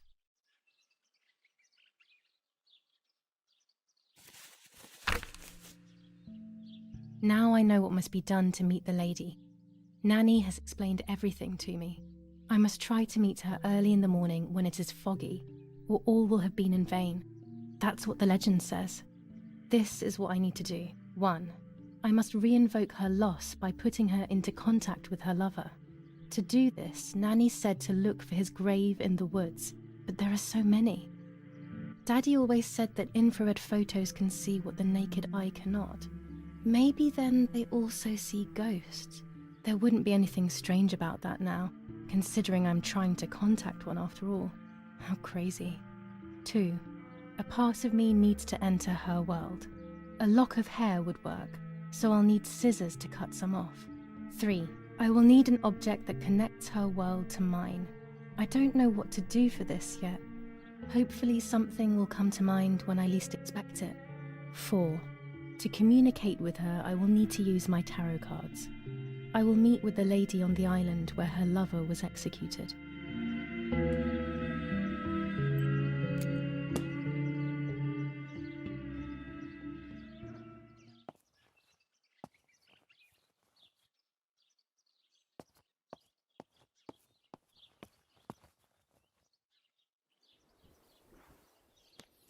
Commune of San Casciano, Province of Florence. Death certificate.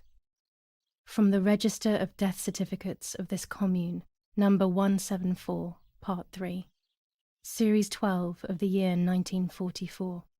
It is certified that on the day of the 16th of July of the year 1944, Julia Kay has died, resident of Villa Perchabaya, born in La Romola. On the 26th of February 1923, the daughter of General Erich Kay and Irene Kay, Don Attilio D. will give the funeral, and the esteemed Mr. Alberto M., who will look after the burial in the cemetery of La Romola. Telephone number 6537. The official state civil service. General Galeazzo T.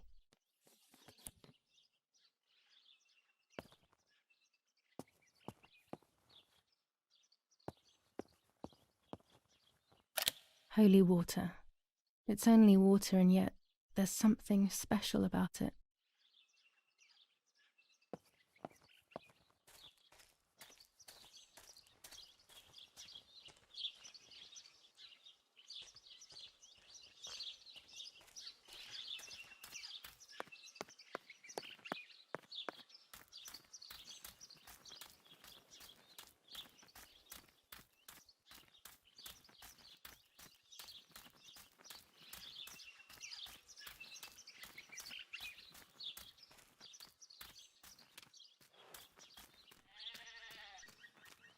I was afraid of animals when I was little. I never approached them alone.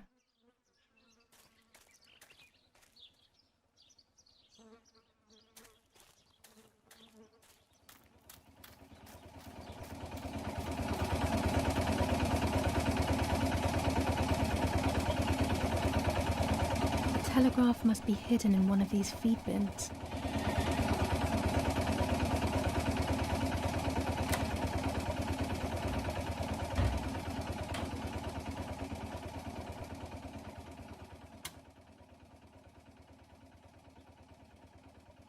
I have to start every message with the code word. I saw the tank on the road, and the road is near the house.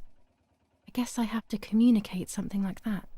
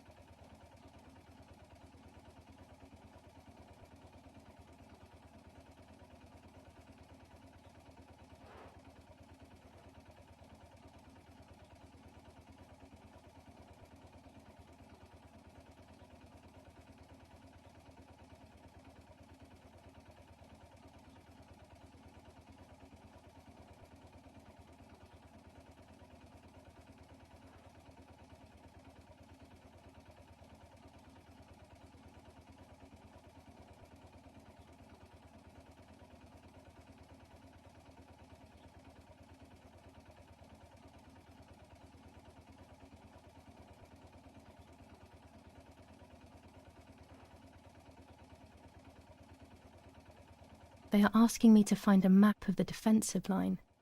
There is one in my father's study.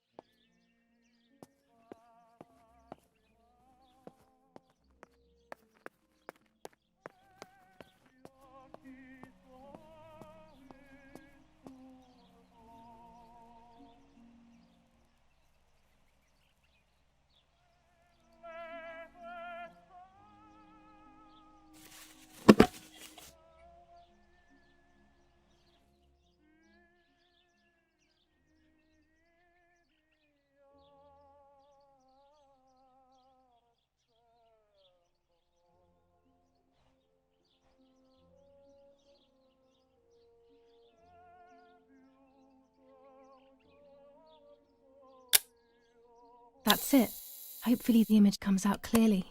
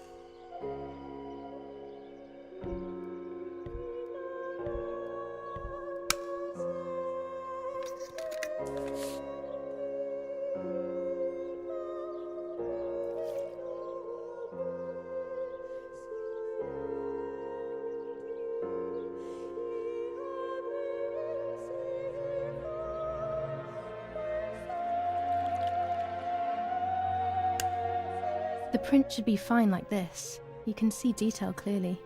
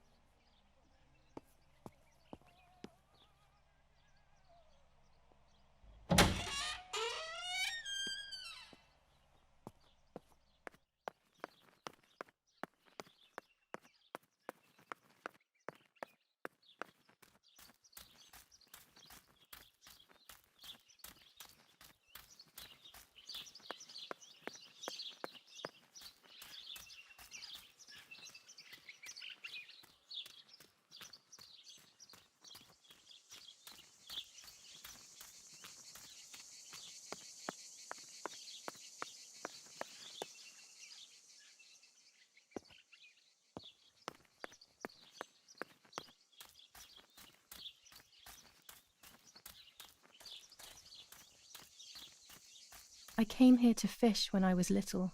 I went with that ever so kind man who worked for my father. Who knows where he is now?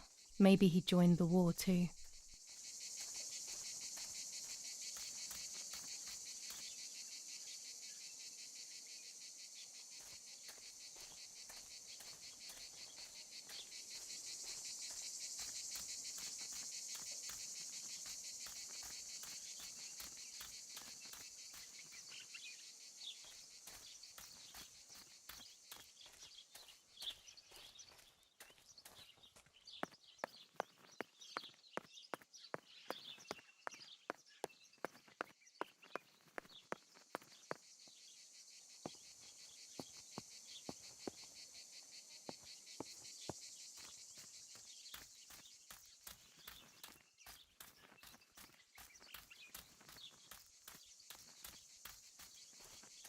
According to Nanny, this was an old windmill.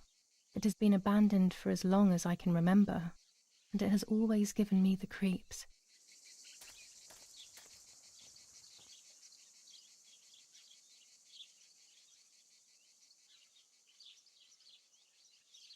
There we go. The photo is where they requested.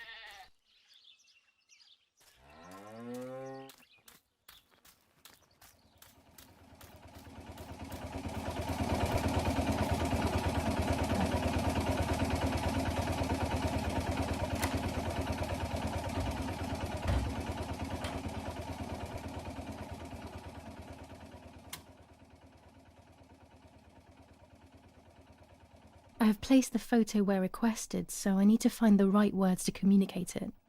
Oh, and of course, I need to remember the code word.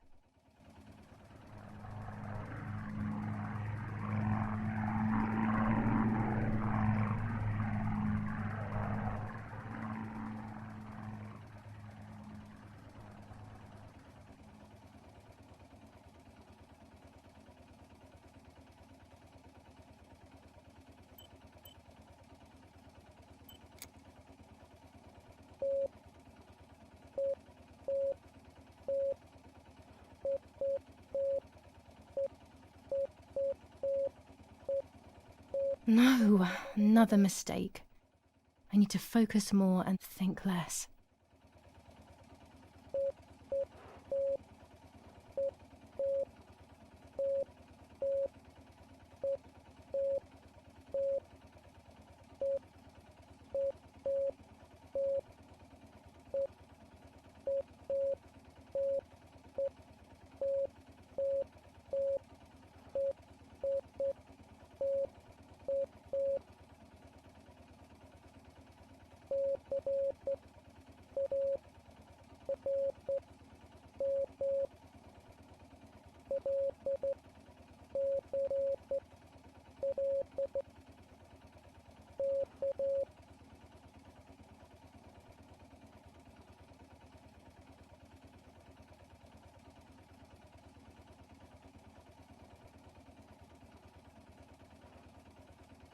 They have worked out the position of the tank. I should confirm that I've understood their message with received.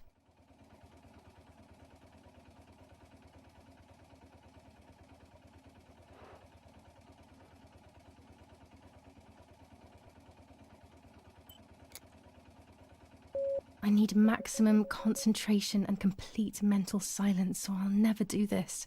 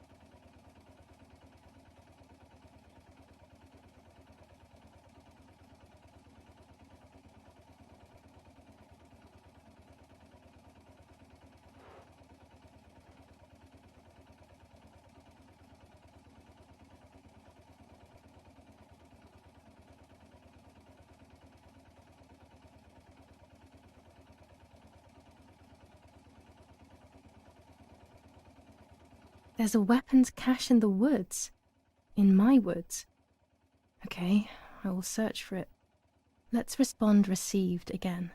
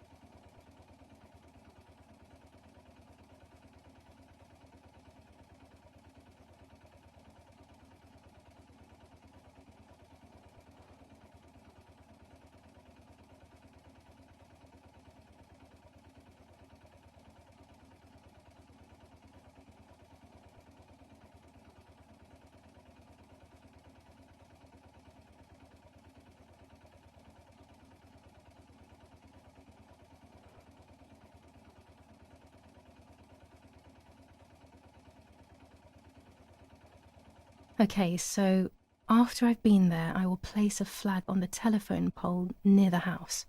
They will then know that I have accomplished the task. Easy peasy.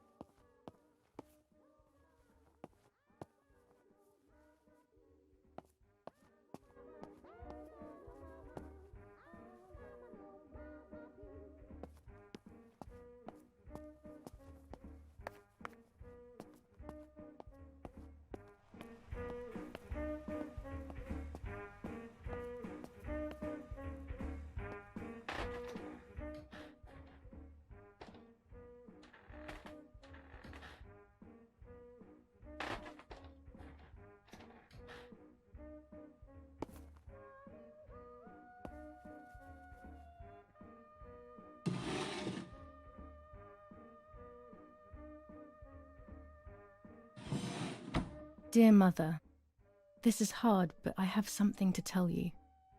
I found out that Julia is pregnant. Go to the lake tomorrow morning at 7 and watch her as she bathes. You'll see that her tummy is growing. Martha. What? I'm not pregnant. Why is everything becoming even more confusing? I'm searching for an explanation, but instead I'm left with more questions.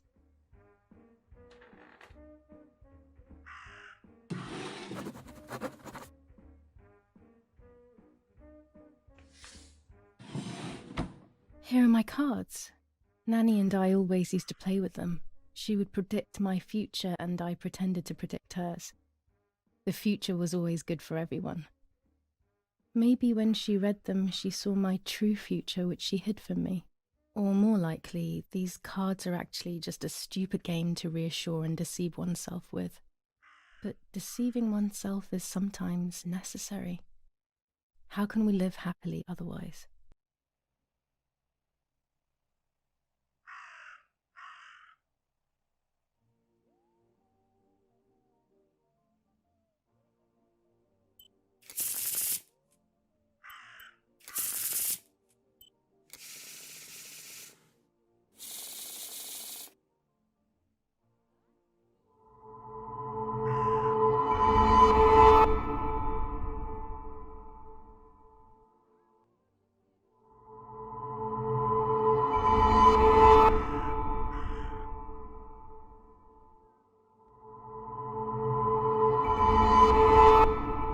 I have to see beyond appearances. There are those who betray me and speak ill of me, but someone will know how to give me the right advice.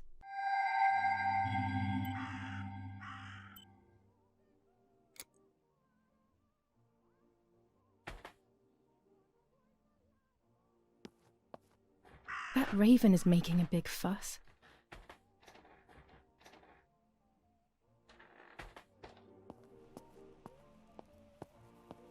Maybe it's the same raven that killed that poor sparrow.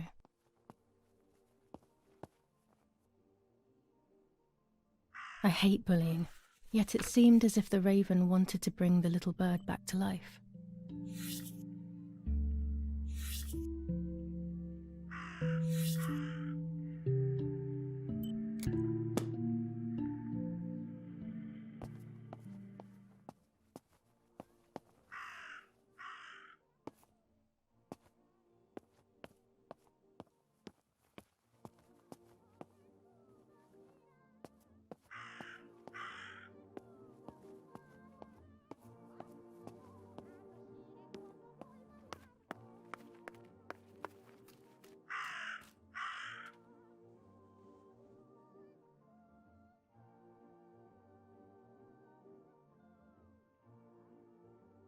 Maybe only so it can kill it again.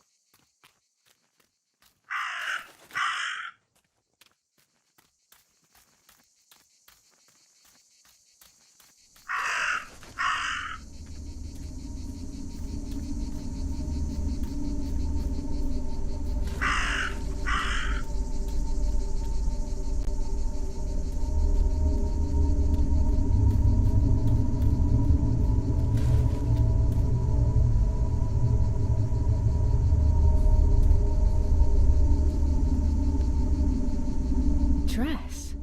It's made from the same fabric I found a shred of next to the lake. In fact, it is torn. It must be my mother's. My goodness. I started to suspect that Mummy could have been involved in Martha's murder. Lost in these thoughts, hours passed, and I completely forgot about the funeral. When I realized it was evening, they were already carrying the coffin towards the cemetery. She never loved me, I knew that well. But I would never have believed that, had it been her. I struggled to believe it, but it made so much sense. At the lake, she must have thought Martha was me because she was convinced that I was dead.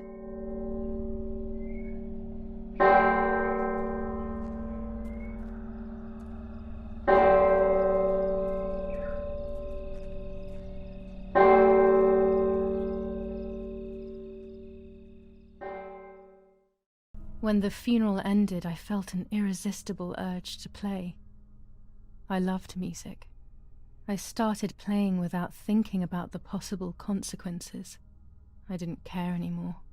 I needed to feel alive, to exist again.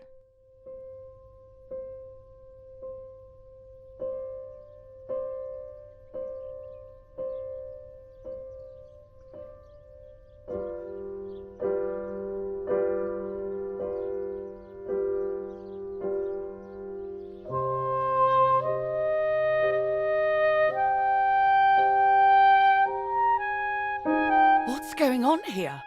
Julia? Is that you? No, it's not possible. Martha's never played. She's deaf, yet no. This is madness. My God. So, Martha? I understand now. You can get all of the attention, right? You were jealous, weren't you? Because she was a wonderful girl and you're just a useless little slut. How did you manage to convince her? I get it now. But she talked to me. No, it doesn't make sense. I will have you locked up in an asylum. You hear? That's enough! You will pay for what you've done, you cursed lunatic! They will torture you to reveal the monsters in your head. Her words were as sharp as blades. I tried to tell her that it wasn't me. I showed her the photos I developed that proved my innocence. But she grew all the more angry, calling me crazy, and then she began to hit me with everything she had at hand. I closed my eyes as more darkness began to take over in me. Memories came flooding back. Not memories of actual past events, but more so of feelings. Feelings I had when I was little. They were scary. They were the fears of a little girl. Despite what had happened, I went walking in the woods early the next morning to meet the lady. The evening before, my father had tried desperately to console me. Talk to me, Julia. You know I love you. I just want to understand what happened. I am happy you are alive. Even if we have lost Mother, your mother was just in shock. She didn't want to hurt you.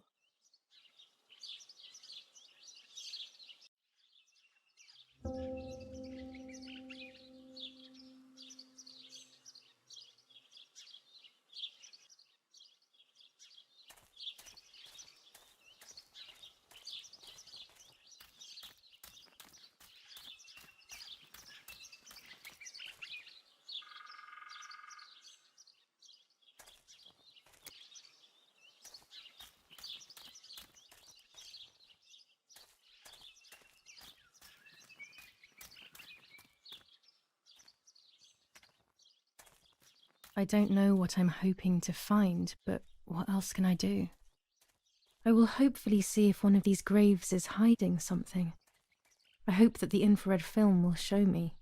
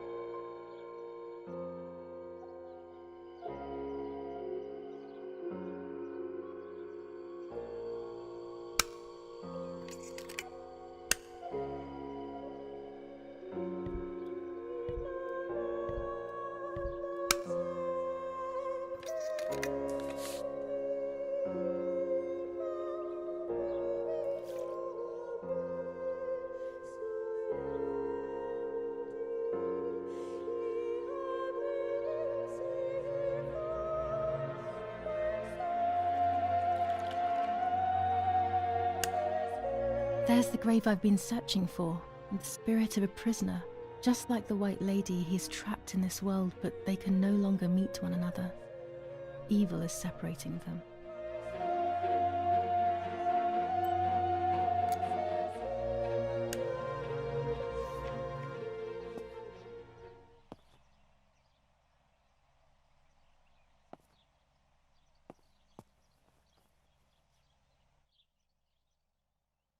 The yellow filter.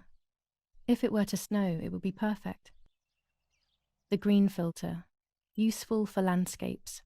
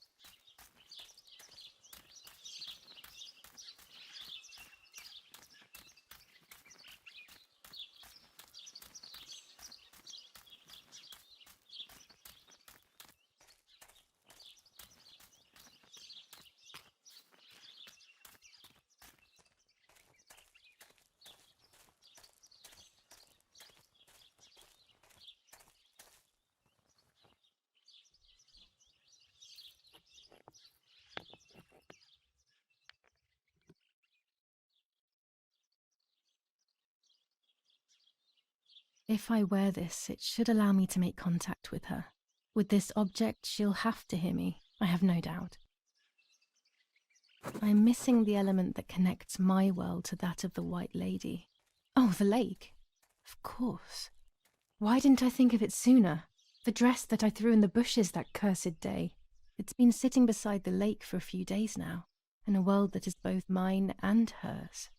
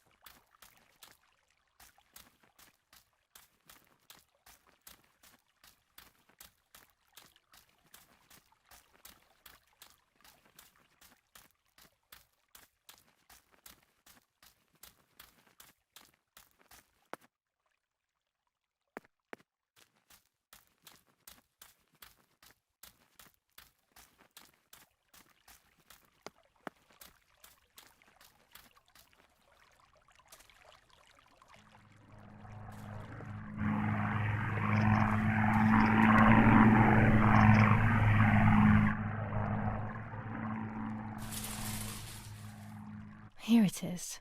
I hope it works.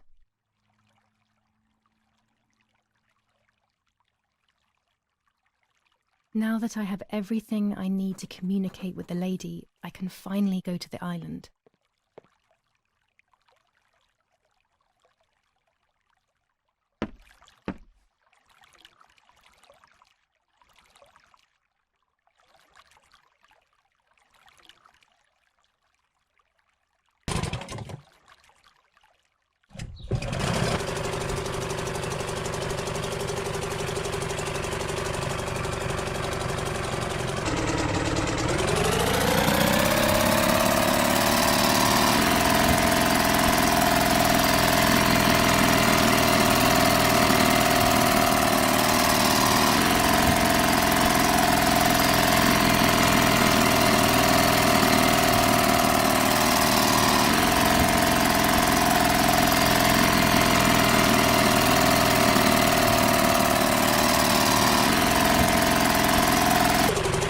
This little boat is Nanny's husband's pride and joy.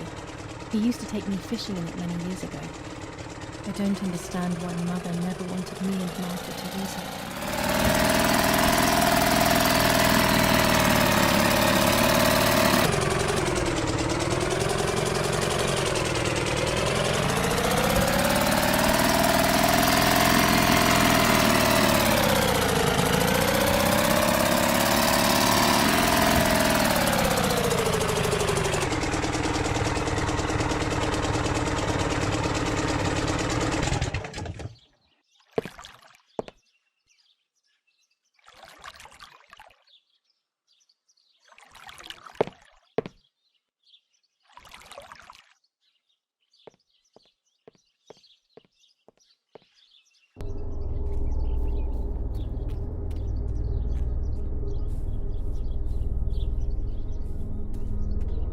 This is the tree the lover was hung from, according to the legend.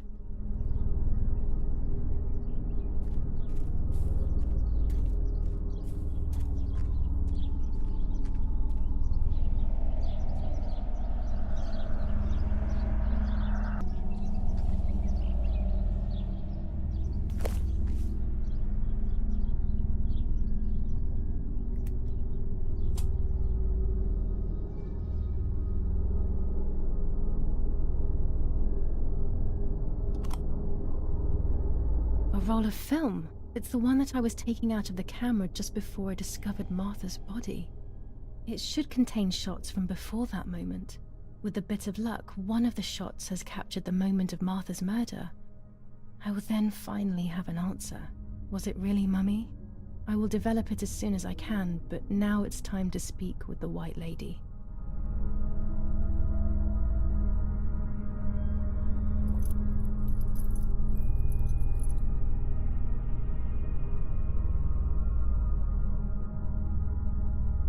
I will wear her lover's cross to draw her to me.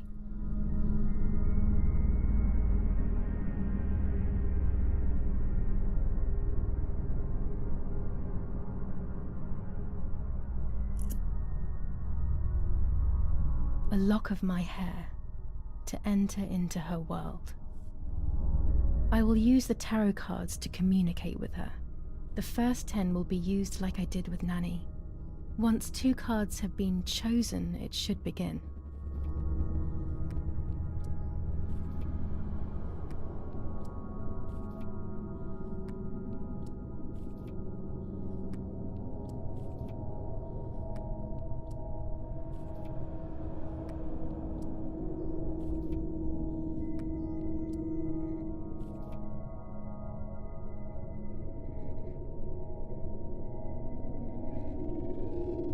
You camouflage yourself in the woods to approach me.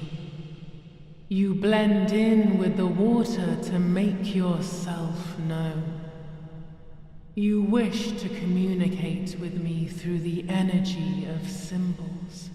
You use my pain to summon me. You are very bold. You call upon me for knowledge that I do not possess. For answers I do not have. I am only a vessel, like water, like air, a vessel to move and breathe. It worked. Now I need to choose 2 cards. Here we go.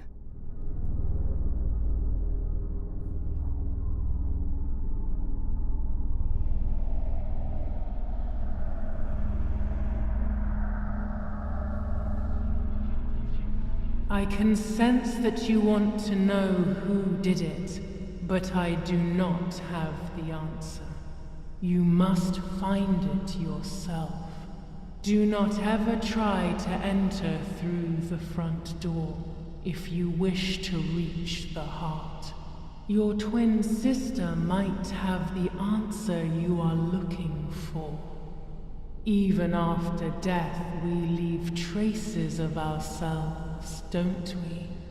Everything is indefinite if you look at the essence of things.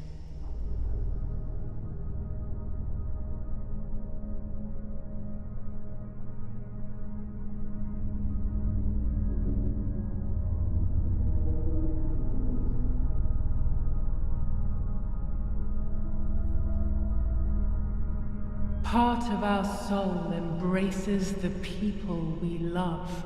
It is then torn away from us when these people disappear. The wound is deep and it cannot heal. Faith vacillates. Death causes fear. But the church is a safe place. It is home and mother to its children. Faith is the light. Do not lose it. Finding it again is almost impossible. I lost it in sorrow, and without time, I am lost in the dark.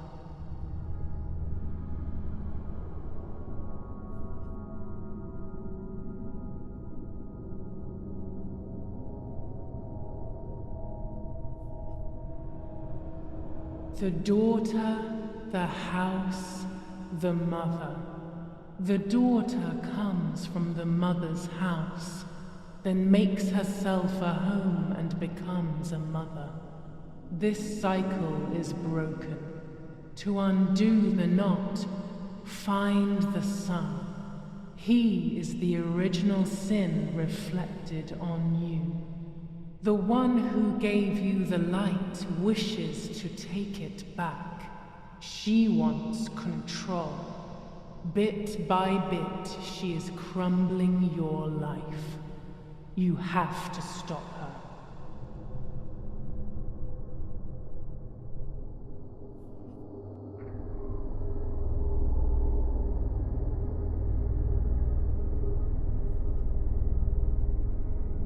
You do not have control of yourself.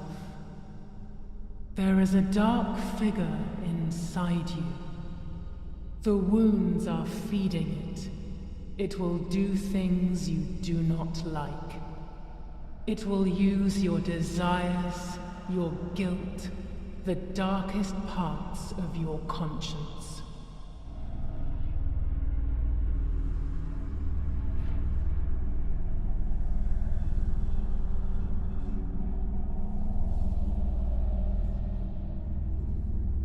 You will no longer be able to tell light from darkness. In sorrow, the difference is so subtle. You are alone, and you will remain alone. Memories are abandoning you. They are your only true companions. Now they take the place of your happy childhood. And they may return to keep you company.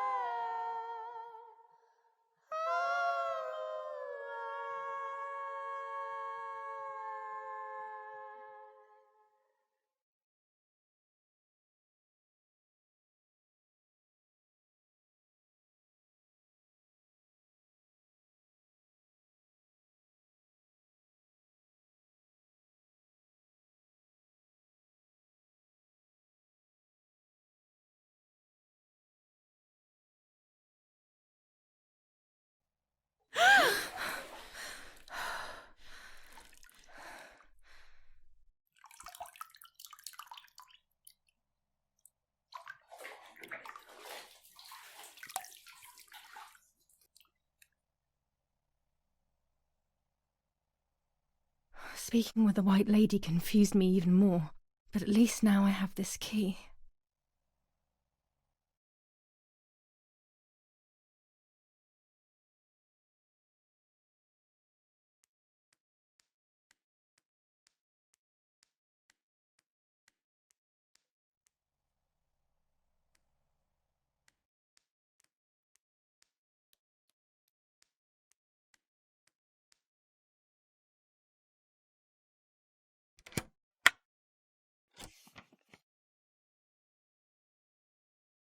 July 16th. Dear Sister, I entrust my secrets to this letter. If you are reading it, things have gone as I thought they might, and I am no longer there with you. First of all, I am not deaf, and I never was. Mother scared me when we were little, so I decided not to speak or listen anymore. It worked. In fact, Mother began to love me. They also found a scientific explanation for my deafness.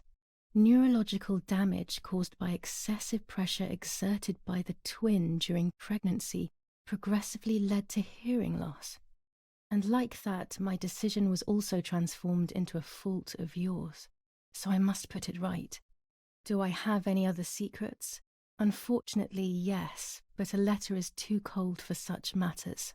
Now that you know that I can speak, please go to the dark room. I have a hidden recording.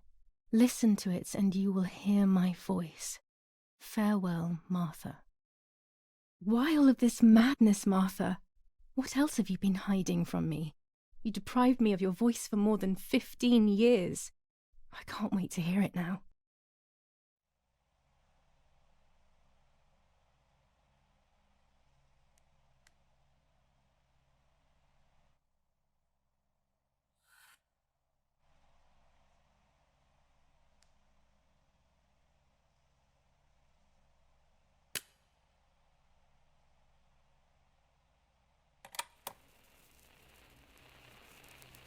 Hi, Julia.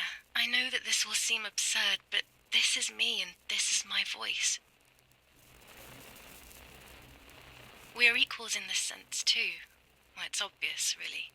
I've basically always spoken, and you were my voice.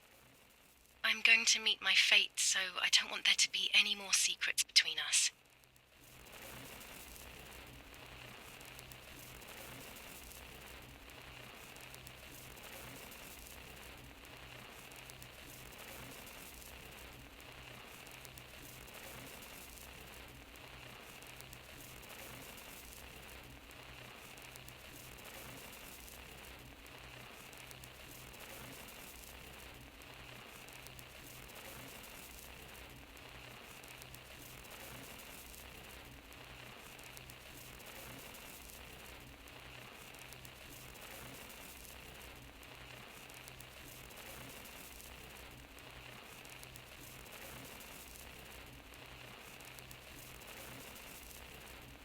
I have to tell you that I'm pregnant, Julia. I'm pregnant with Lapo's baby. We had sex, and I never had the courage to tell you. I was so afraid of hurting you. I'm so ashamed. And now, how can I ever bring this child into the world? The baby is starting to show. Could you tell? That's why I'm no longer getting undressed in front of you. But for how much longer can I hide it?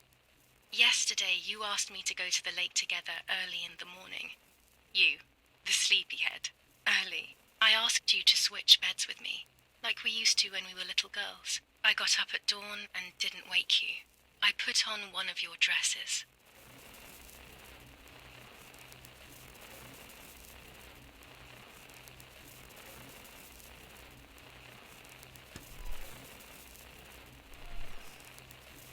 I wrote a card to Mother telling her that it was you who was pregnant, not me, and to come and see at the lake. I left it on the desk in her room.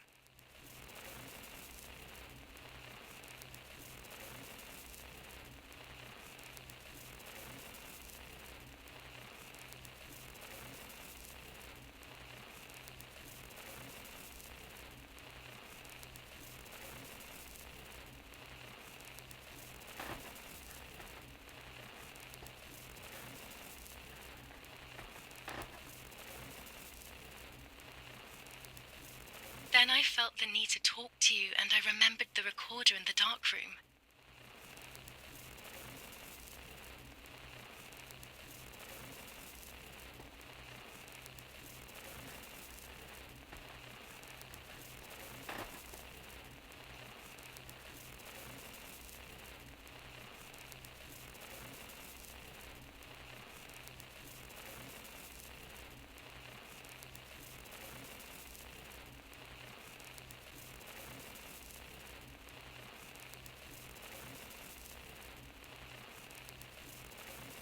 I will go to the lake alone and act as you.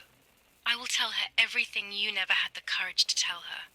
I will be your voice. I know how much she's made you suffer over the years.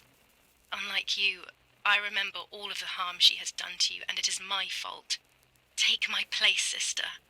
You will live a better life, and I will be able to rest in peace, knowing that I at least tried to put right what I have done wrong. I will go now. My last memory will be the image of you sleeping peacefully.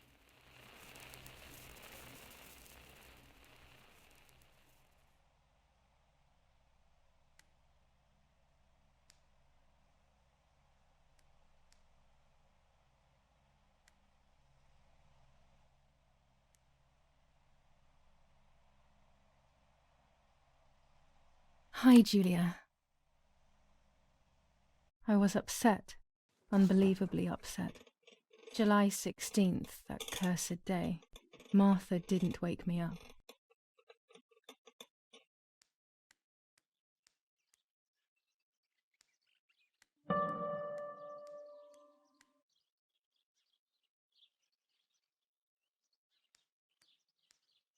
Martha wasn't there, and we were supposed to go to the lake together.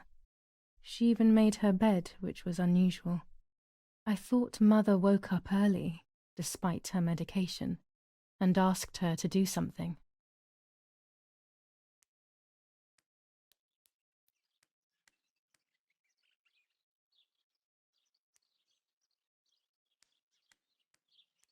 It was late. Martha hadn't woken me up as we had agreed, and I always overslept.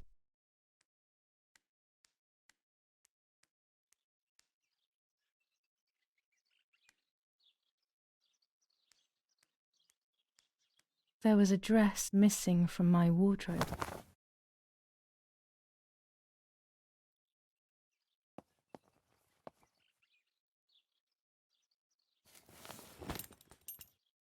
I simply decided to go out and take the photographs by myself without Martha.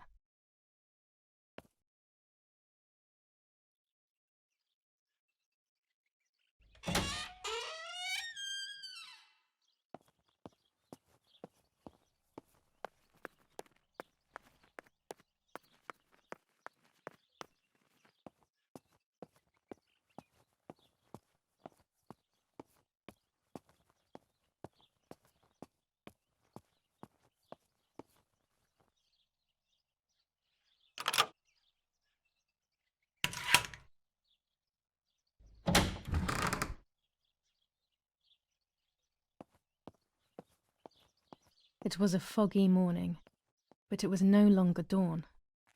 It was a sign of something terrible.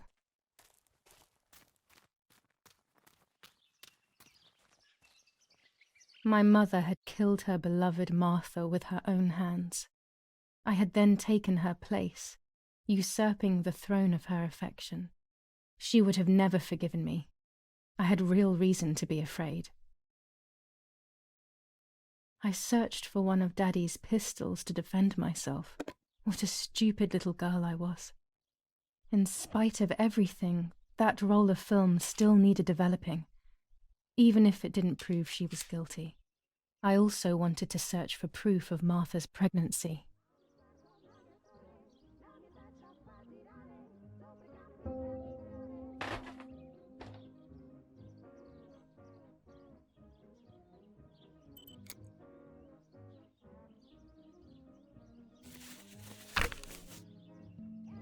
July 21st. Lapo is dead. They shot me in the back when I discovered his body. I thought I had hit rock bottom. These are soulless, empty days. After so many awful events, I finally managed to meet the White Lady, or so I believe. The line between reality and dreams is becoming less and less clear to me. I thought a lot about her words, but they didn't shed any light on my assumptions. They kept ringing in my mind. Maybe I will understand when the time comes. Now I know for certain that it was Mummy who killed Martha, when she thought that she was me. Only a week ago, all of this would have seemed impossible. I just need to find the proof, so she can pay for what she has done.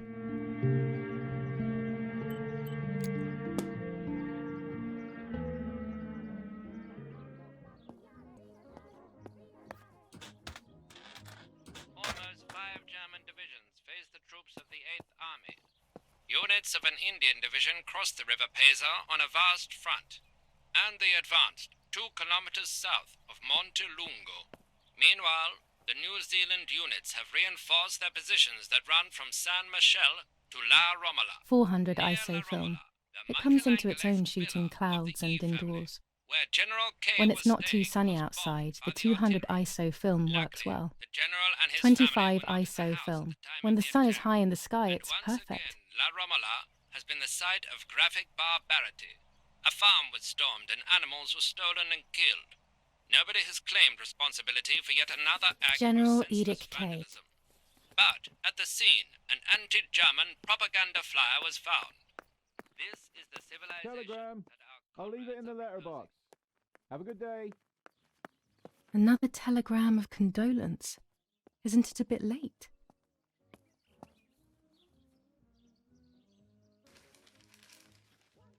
The New Zealanders conquer Tavernelli. In the eastern sector of the battlefront, the troops of the 2nd New Zealand Division, British 8th Corps, conquer Tavernelli. The 6th South African Armoured Division advances on the heights near Greve, conquering the peaks of the Dimini and Fili Mountains. The 4th Division reaches San Giovanni.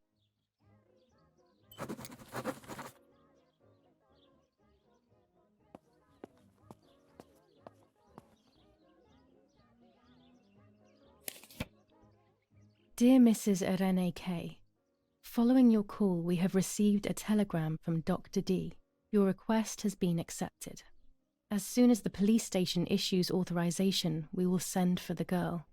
While we wait, to avoid the girl taking any extreme actions, as per the fears you have expressed, we ask that you trust in the advice of her treating physician. I thank you for your generous and charitable donation to our institution. Director S. Volterra Psychiatric Hospital. Telephone 0782. Now that she has discovered everything, she wants to lock me up in an asylum. Or maybe even worse, she wants to kill me and have everyone believe it was suicide. She is preparing all the finer details.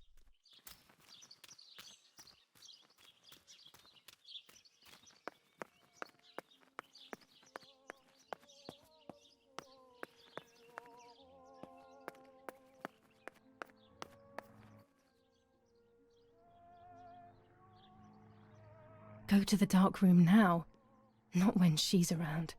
I must stay as far away from her as possible.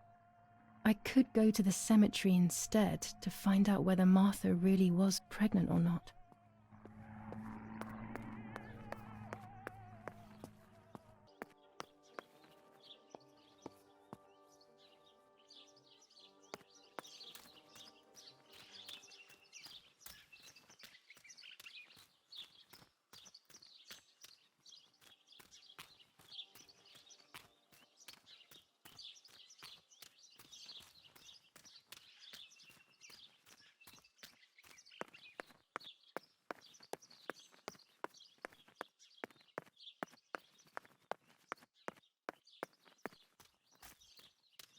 Martha is in the family crypt. That place is scary. I don't remember, but Nanny told me we used to go there when we were kids, to see who was brave enough to go down the stairs. No one would ever go further than the first 2 steps. Now Martha's down there, alone, in the dark. She must be frightened.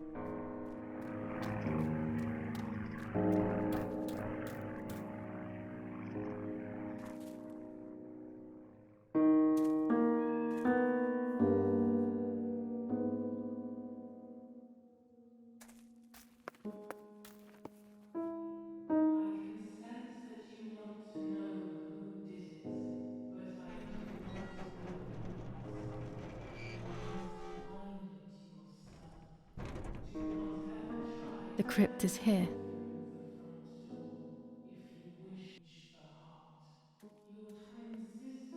Not now.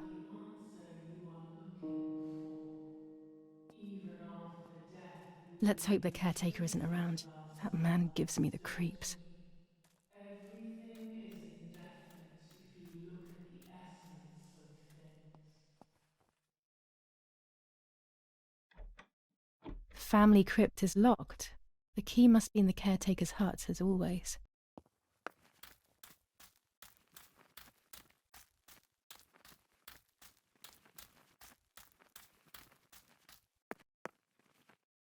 This door is locked, but I must get in. Maybe I can find something around here to break the lock.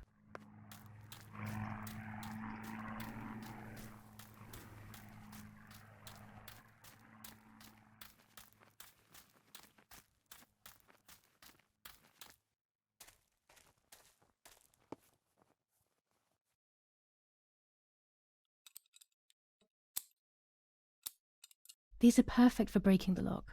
I should hurry before the caretaker comes back.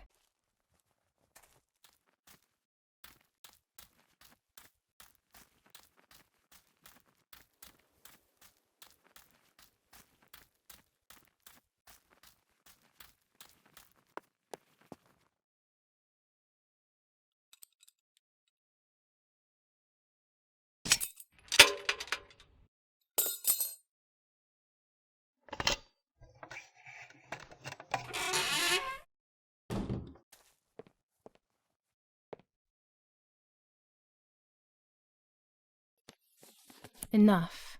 I can't go on like this any longer. I can't go on pretending nothing happened. My family was slaughtered by these dirty Nazis. My daughter wasn't even buried, and I had to bury that half-blood instead. An Italian family that got cozy with the dirty Germans. Bastards, that's what they are. What am I supposed to do with my life now? I want to end it, but not without taking a few Germans down with me. You won't see me anymore, but you will hear about me. Long live the resistance. Viva Italia.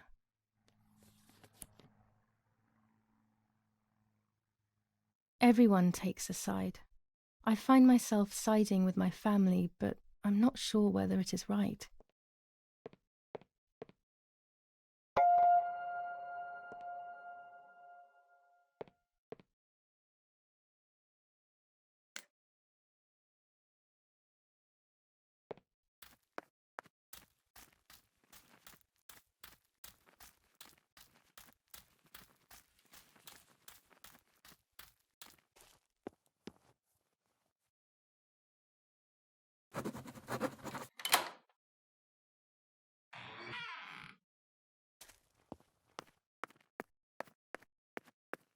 I can see why we were scared as children. It's a rather gloomy place.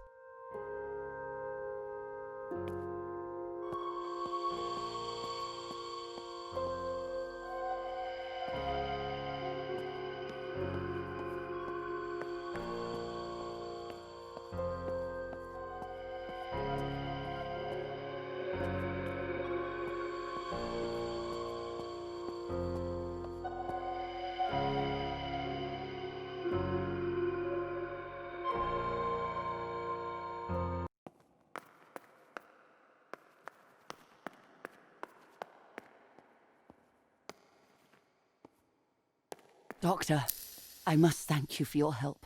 I wouldn't know what to do without you. Even our own dear Don Attilio seems to not understand the situation. Irene, please.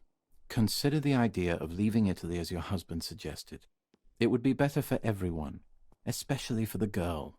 I fear that nothing will make her better. Her father doesn't want to accept it. I believe that hope is long gone.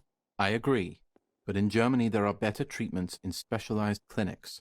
The asylum is a temporary solution, just to ensure that she doesn't do anything foolish. But it's a nightmarish place. You know that all too well. You cannot possibly want this for your daughter. Of course I don't. But what can I do? She is a danger to herself, to us, to everyone. One of Eric's guns has also disappeared. She must have taken it. Who else could it have been? I am so scared, Doctor. I cannot wait any longer. Also, you know what they think of Italians in Germany, don't you? But you would be with Erich, an esteemed general. Everyone will respect you. That cursed girl. Where could she be? Let's hope she doesn't play any more foolish stunts. I'll wait for her here, in the cellar. Sooner or later, she'll go to the dark room. That's for sure. I would gladly stay and keep an eye on her, but I must rush to town to organize the last few things for her hospitalization. Thank you, Doctor. Don't worry. We'll see you later.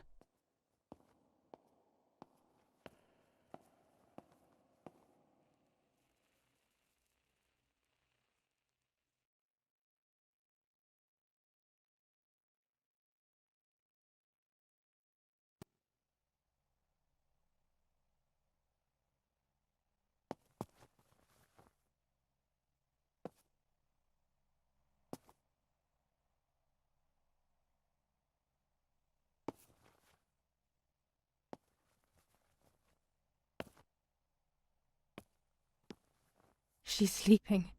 I must take advantage of this. I will make her talk. She will reveal the truth out of fear. She thinks I can be silenced by calling me crazy. But unbeknownst to her, I will record everything. Everyone will know what you have done to your own daughter.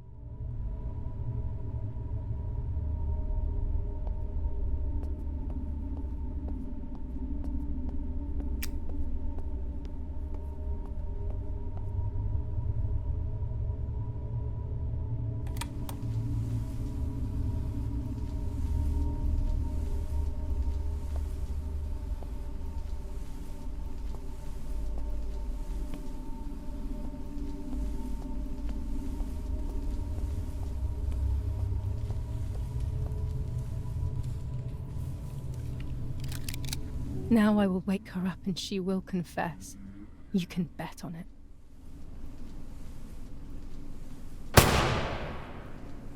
What are you doing, my daughter? Why do you want to ruin your life? I'm sorry. It wasn't me who just shot Mummy.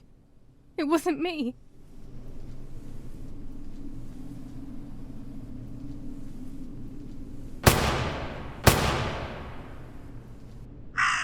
Dear God, what have I done? She forced me. She killed Martha. But who in the world will believe me now? They will take me to the mental asylum. Those rolls of film are my only hope.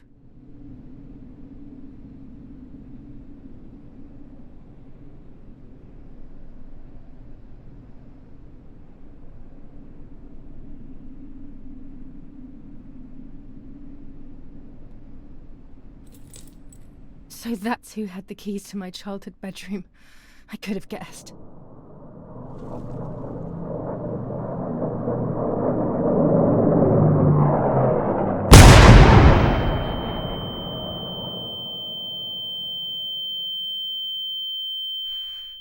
My God, sooner or later more bombs will land here. Then everything will come to an end.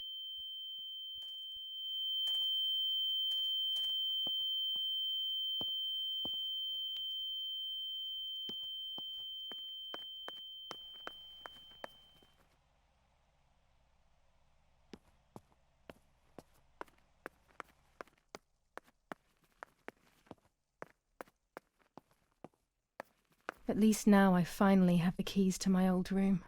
But why was it locked in the first place?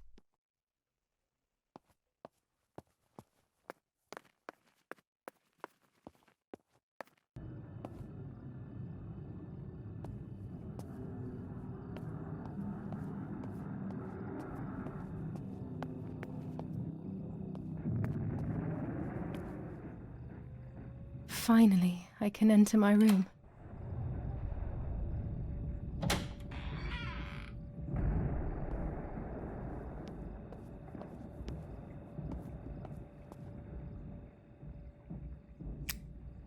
It's like being a child all over again. I used to play with the puppets by reenacting what was happening in my life, to clear my mind. I want to do it again. At the beginning of any puppet act, there was always the legend of the White Lady. Otherwise, the scenes I was reenacting were worthless.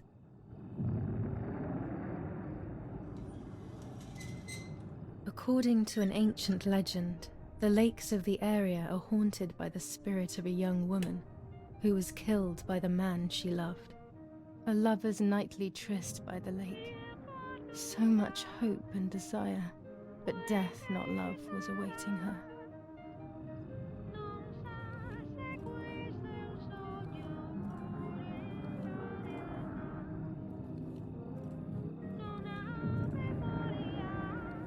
My love is not here yet. I'll wait. Ah, what a beautiful moon tonight.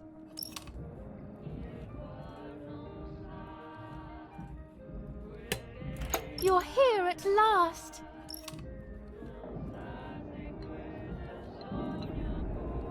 What's going on? Why are you acting weird?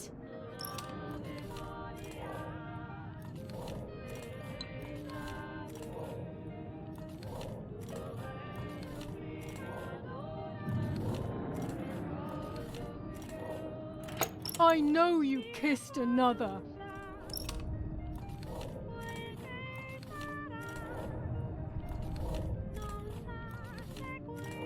Are you crazy?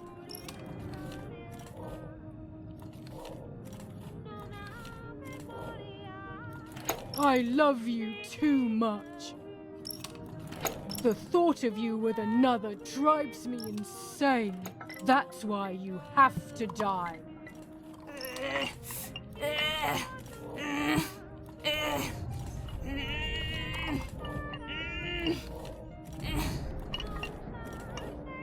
What did I do to you?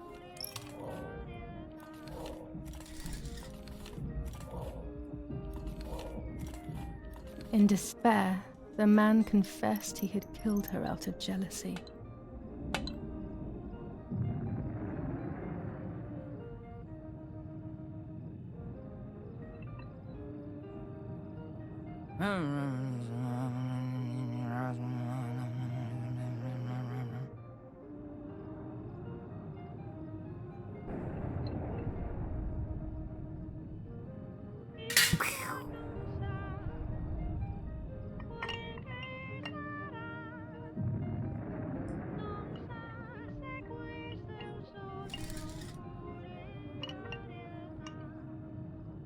They searched everywhere, but the girl's body was never found. Since then, her spirit, known as the White Lady, takes the life of a young woman whenever events take her back to that sad day.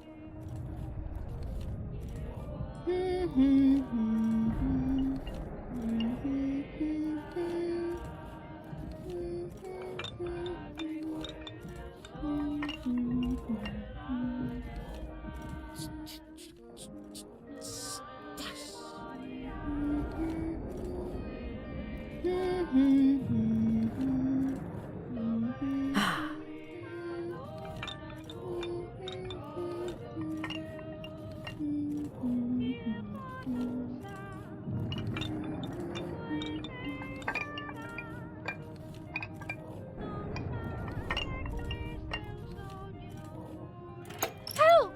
Help me!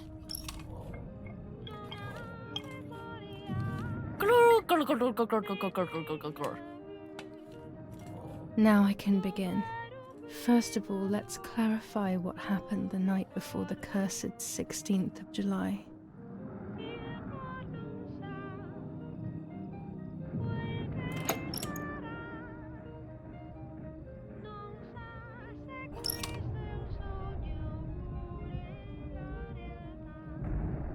Dad says we're losing. What will happen if we do?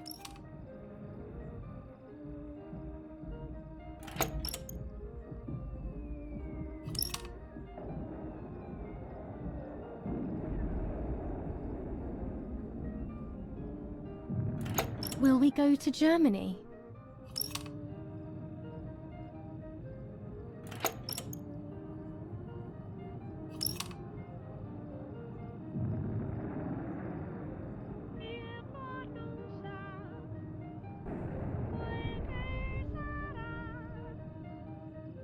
Did you see Lapo yesterday?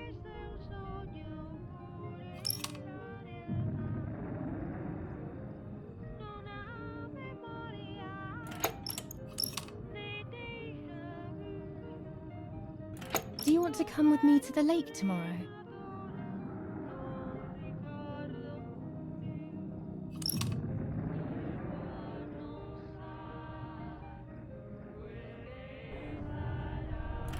I want to take some photos.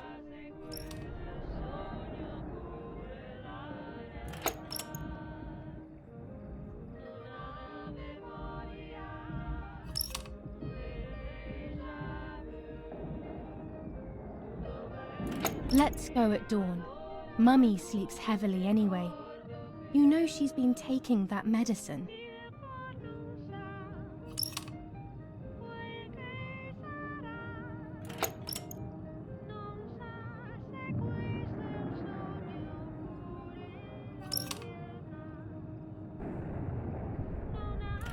Wake me up!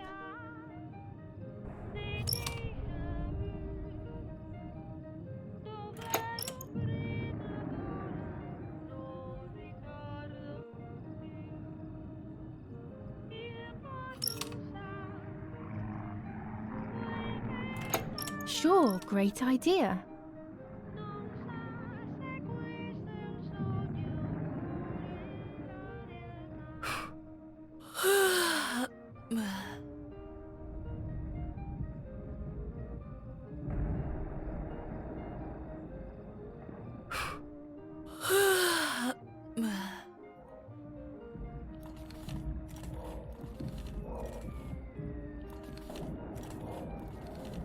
Yes, it happened like this.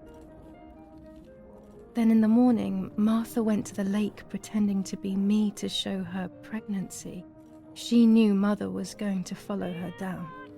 Now I can only guess what happened when they met at the lake. This might be exactly what happened.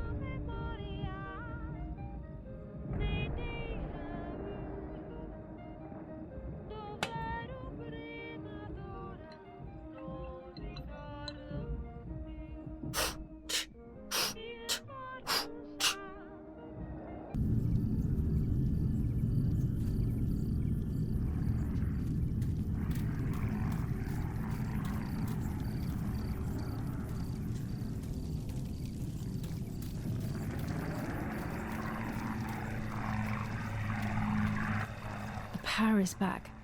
Now I can develop the role and hopefully have my questions answered.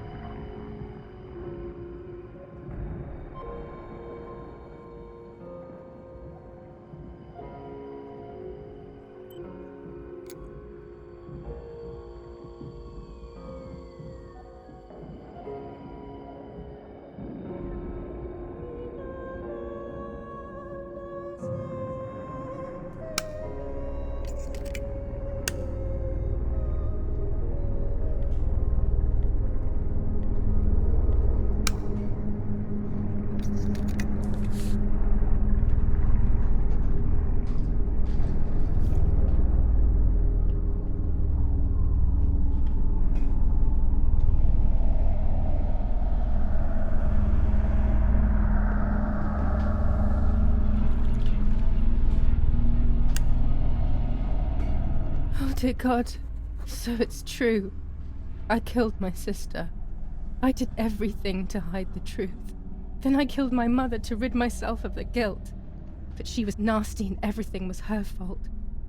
God, what does that make me? I don't deserve to live a second longer. Maybe I will see her again and I can try and ask for her forgiveness. But if there is nothing after death, at least I will be free from this suffering. I know it's not right, but I can't do this anymore.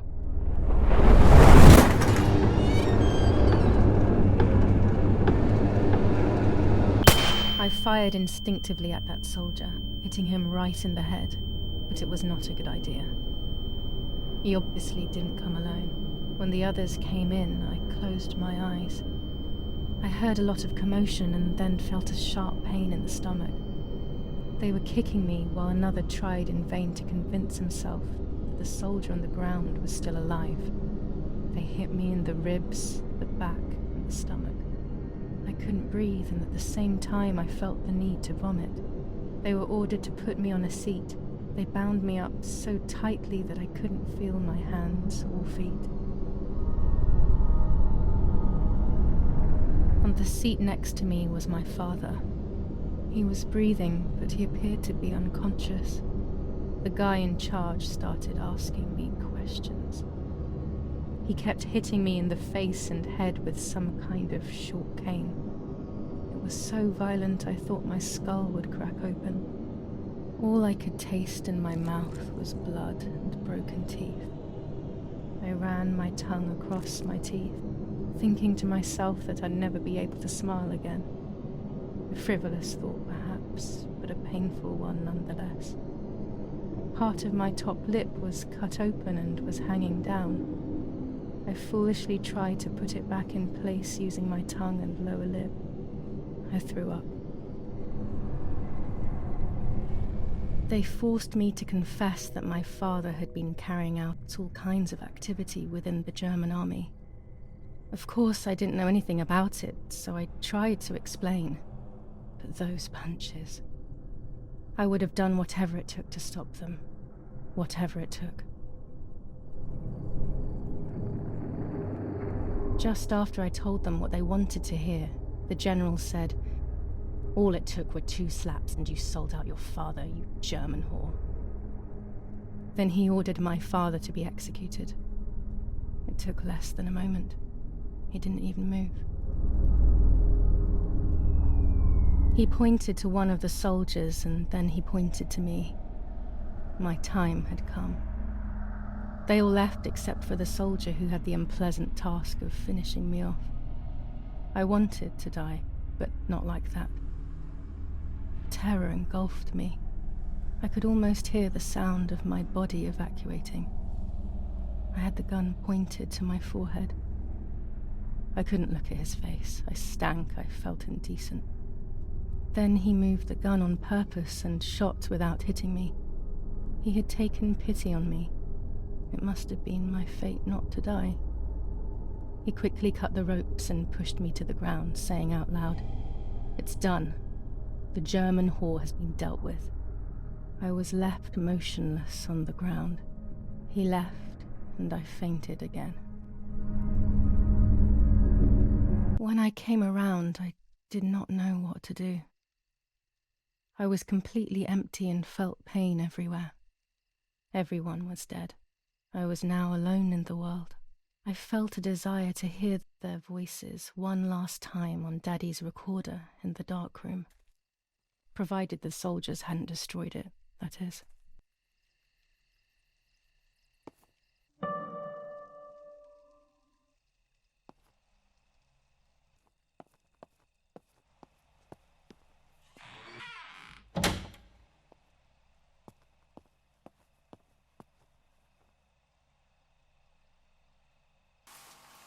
Now I will wake her up and she will confess. You can bet on it. What are you doing with your father's gun? It's dangerous. Stop it. Talk. Tell me everything now. Tell me what you have done. Okay. Calm down. I will tell you everything. I found that strange note when I woke up, and I immediately realized that something was wrong. Something was up with you, aside from your usual quirks. I came to check, but you weren't in your bedroom. You had spoken about the lake, and I got worried, so I called your father, and we went to see what was going on. We found you sitting in your underwear at the side of the lake. You kept saying that nothing had happened, and you kept repeating things like that.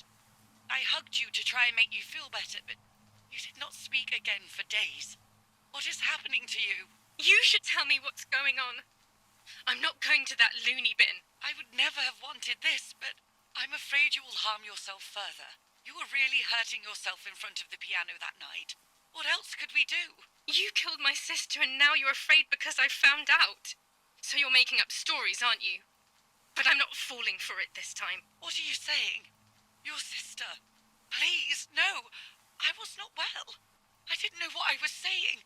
So many years have passed. You were little then. I thought everyone had forgotten that nonsense. Shut up! Don't speak. Don't say anything else. What are you doing, my daughter? Why do you want to ruin your life? I'm sorry. It wasn't me who just shot Mummy. It wasn't me. I didn't know who I was anymore. Everything had fallen apart. I was afraid of myself. My God, it was terrible. I had always been convinced that I was too good for myself, but then I had become my own enemy. I was the danger. What should I have done? I thought about the puppet theatre in my old room. There I could find something in myself, perhaps. So I rushed to go play with it again.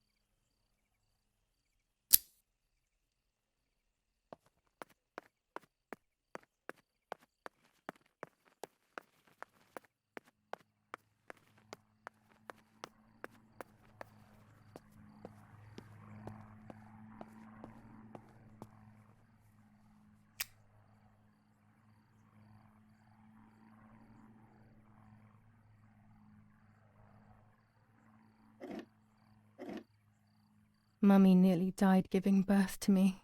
This is what remains in my memory of my mother's, Nanny's, and father's stories. I remember little to nothing of my childhood at home. I have to try, though. Maybe the important events I should know are right there.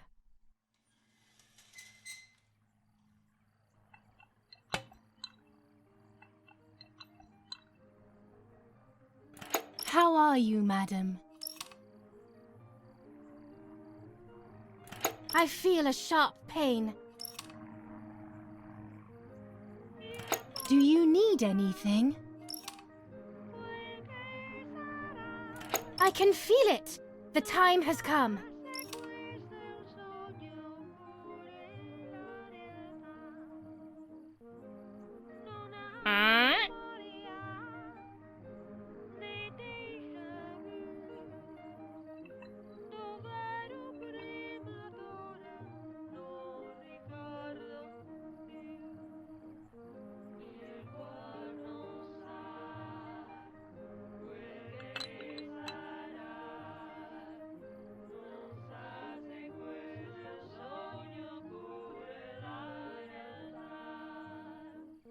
Everything is ready. Help! Something is wrong. It help. Irene is not well.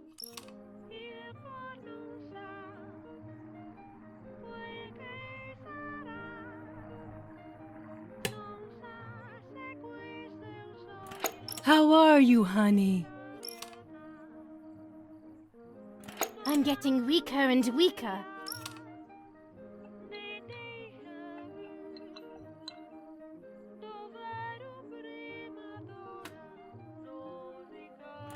Doctor! to hurry.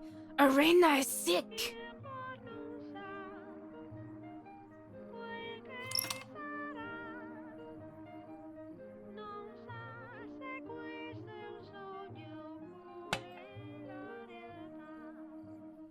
Don't worry, Irene. The pain you feel is natural. Push, Irene, push.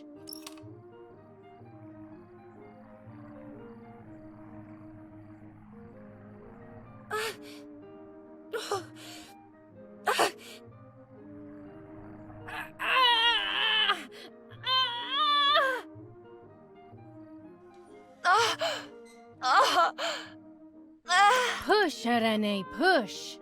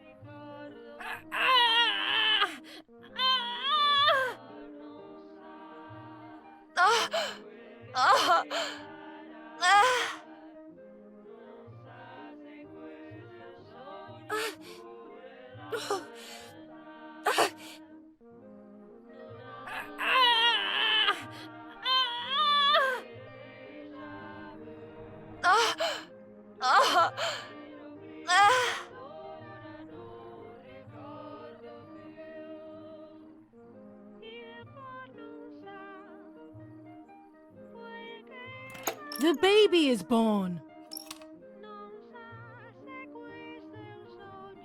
I feel sick. I feel myself wasting away. It's going to be okay.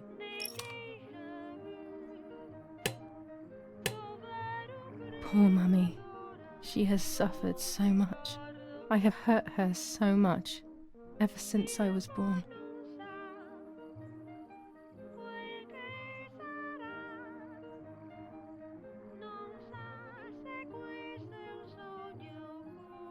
Mummy, I'm hungry. No, it's not mealtime, you little nuisance.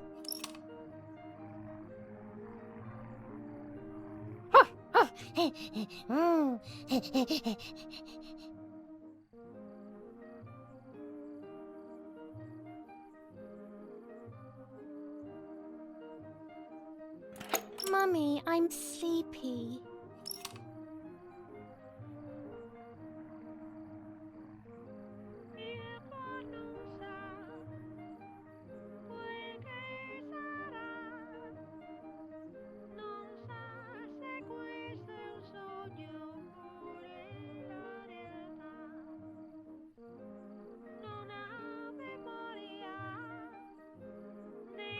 No, you can't sleep now.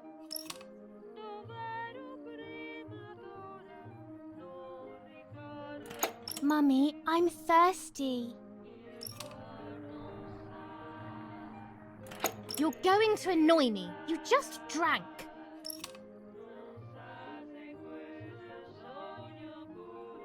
Mummy, I have to pee.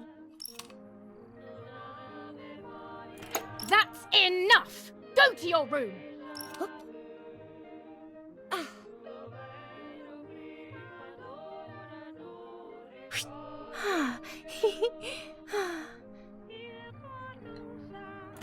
Get out of my sight! I can stand you no longer!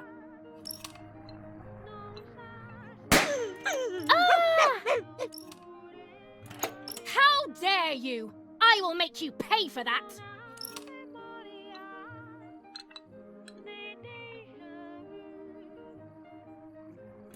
My hands are not enough!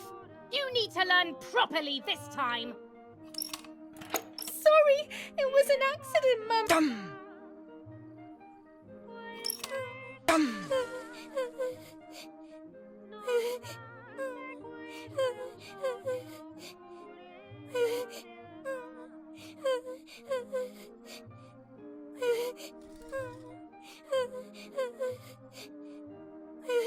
This is just a game. Is it only a game? I believe the White Lady said that my lost memories would return in the place of my happy childhood. This is the only place I have ever been truly happy. Are these my memories then? Is this actually my life?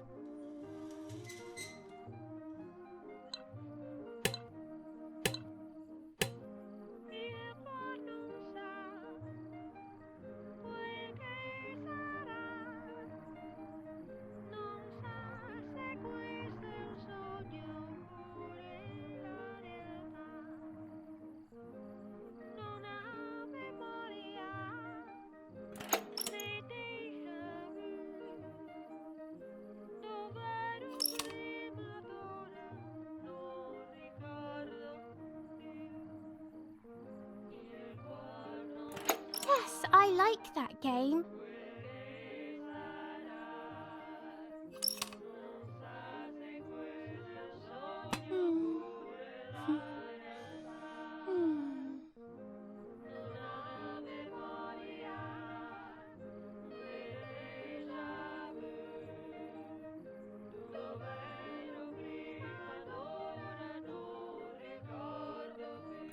Can we play patty cake?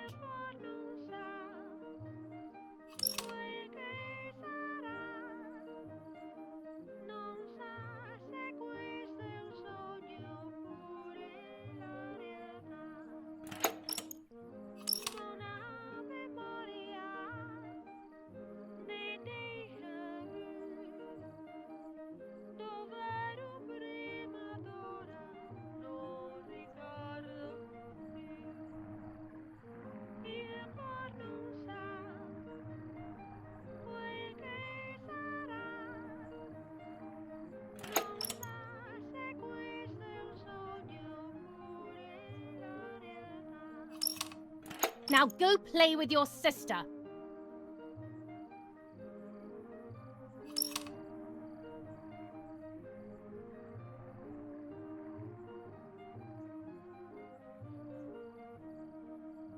Julia, play with your sister.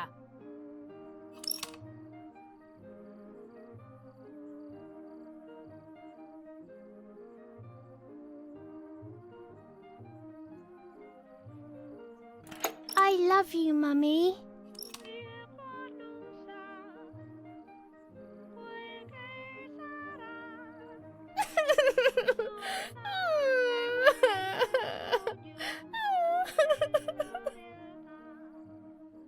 Stop making up these stories.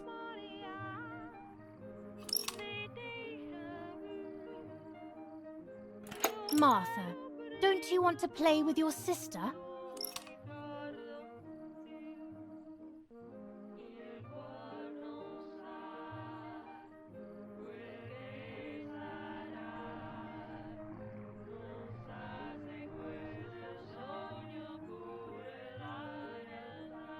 What's up? Did Julia make you cry?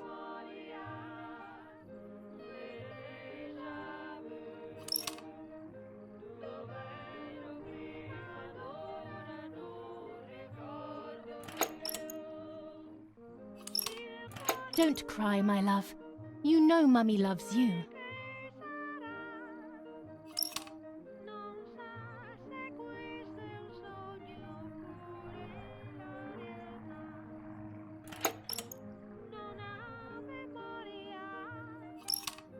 My darling, Mummy loves you so much.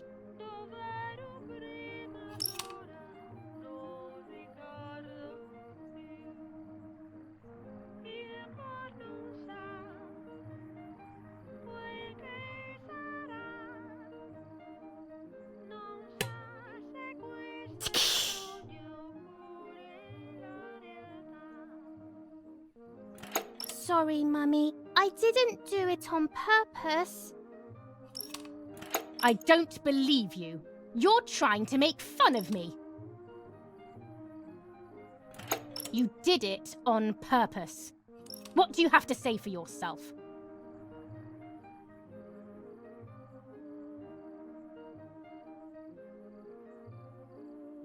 I'm angry with you.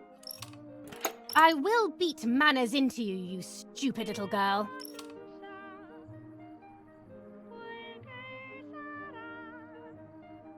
Come with me now.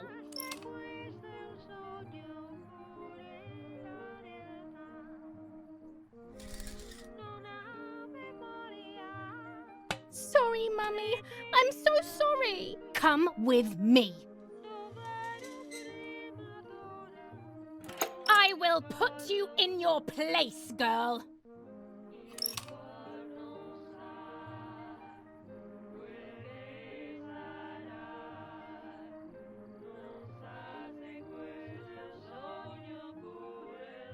Sorry, Mummy.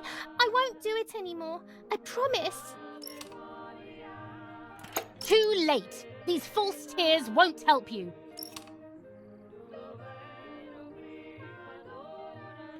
Stay still.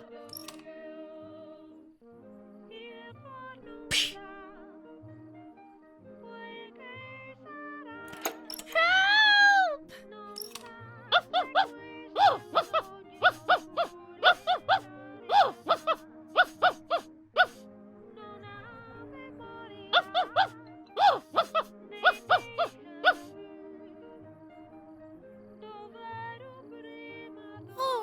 Now I'll make you want to bark.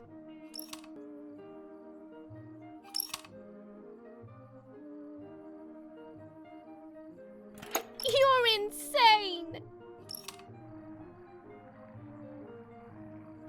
Sure. Now I'll show you how insane I am.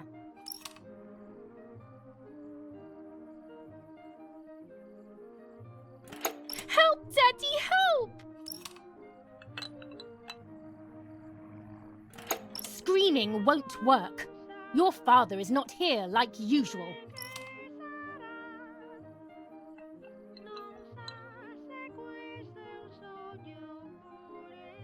Eat it.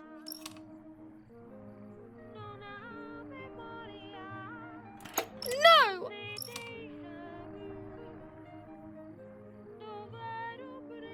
Eat!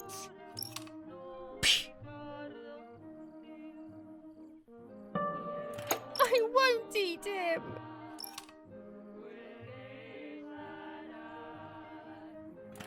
I said eat!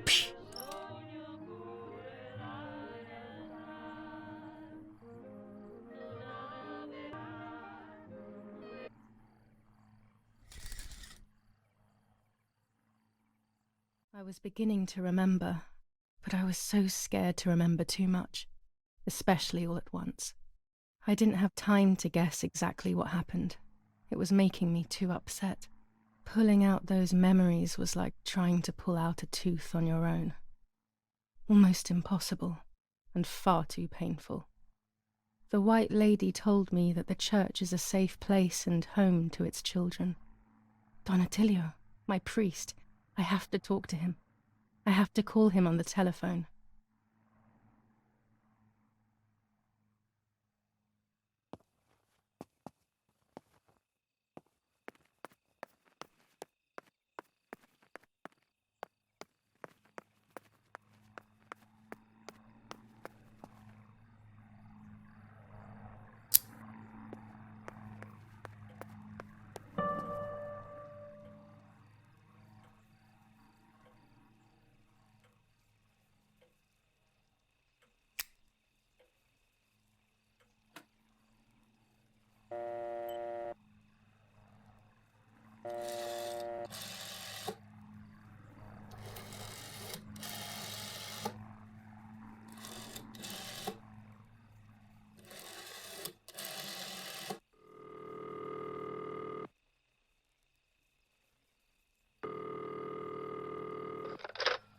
Don Attilio speaking. Who is it? Father, help me. They're all dead. Daddy, Mummy, everyone. Julia, come to me immediately. Don't stay alone. It's dangerous. Come to town. You can stay here with me and we can talk about everything. Okay? Okay, Father, but first I want to play with my puppets for a while. Julia, don't be silly. Come to church right away.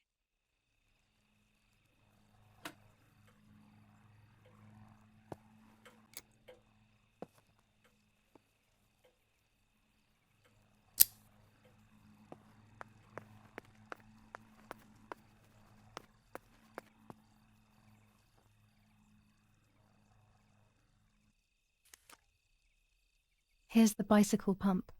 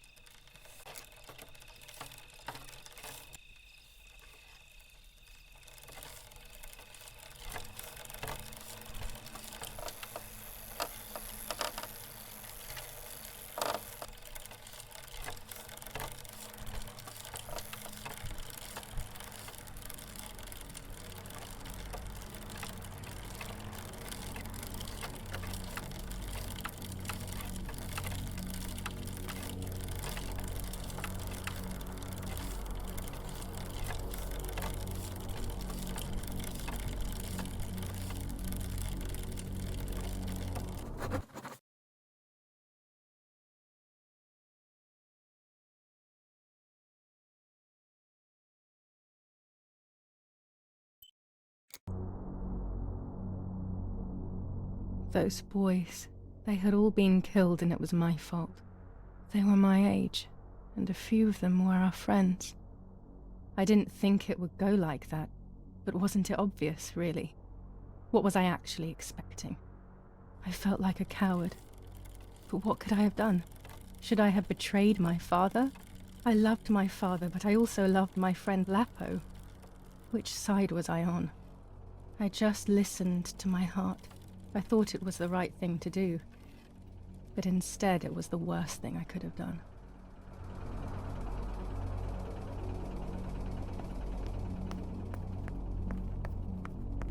I didn't go anywhere near the soldiers, Germans or allies.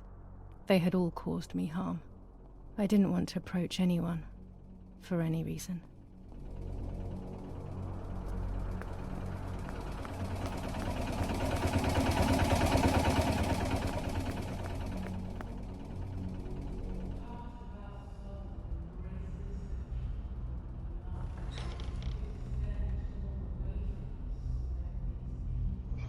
Once I crossed that threshold, I completely lost touch with reality. Everyone around me had died while I survived everything.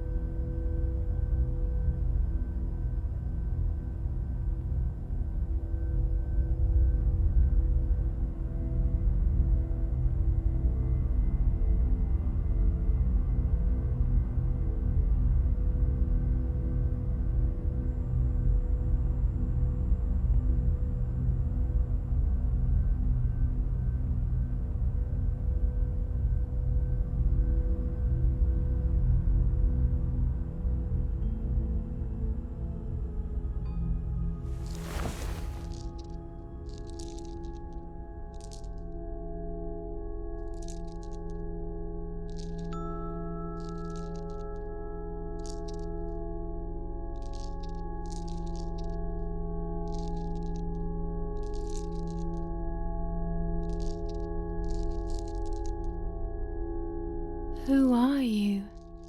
Wait, wait. I want answers. Don't go away. Talk to me about Martha, please.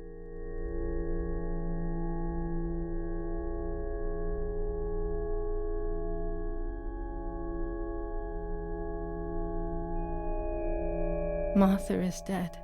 I killed her to take possession of her life. I will never find peace for what I have done. I feared that would be the case. And what about Mummy?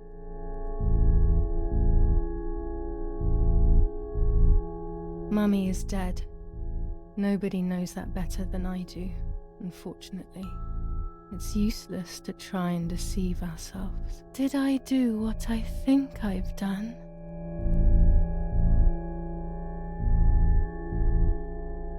Yes, damn it.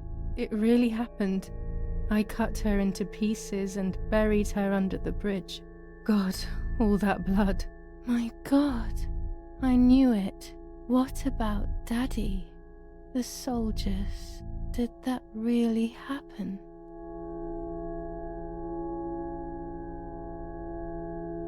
It happened. He was shot right in front of me. Fear, pain, shame.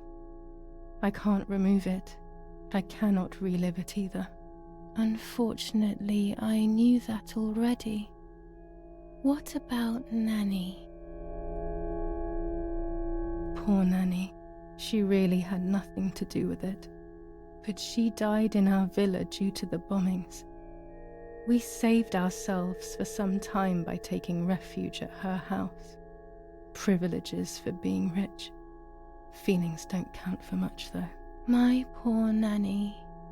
I'm afraid to ask about Lapo.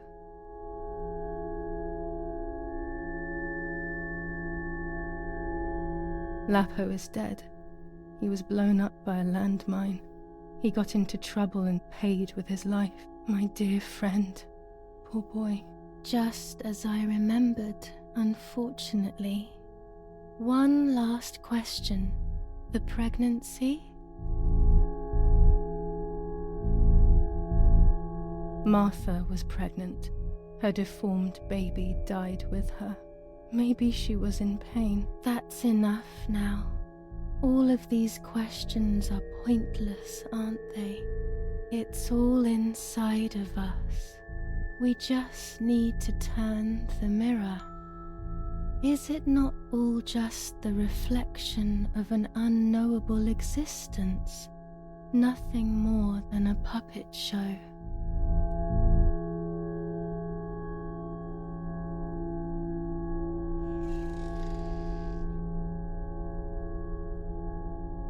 Ready for everything with open arms, even ready to kill.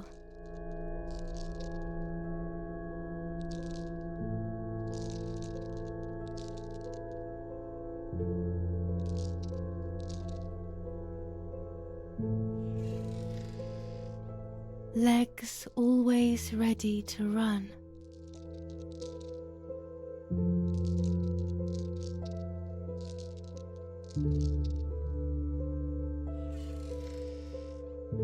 The womb that conceived in sin.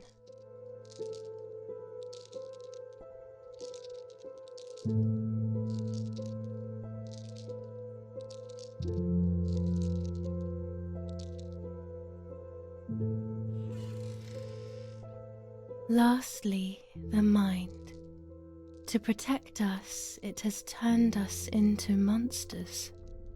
Either way, we cannot live like this, can we? I'll take care of it. I don't need to worry. I'll try to sleep if I can. I've got this.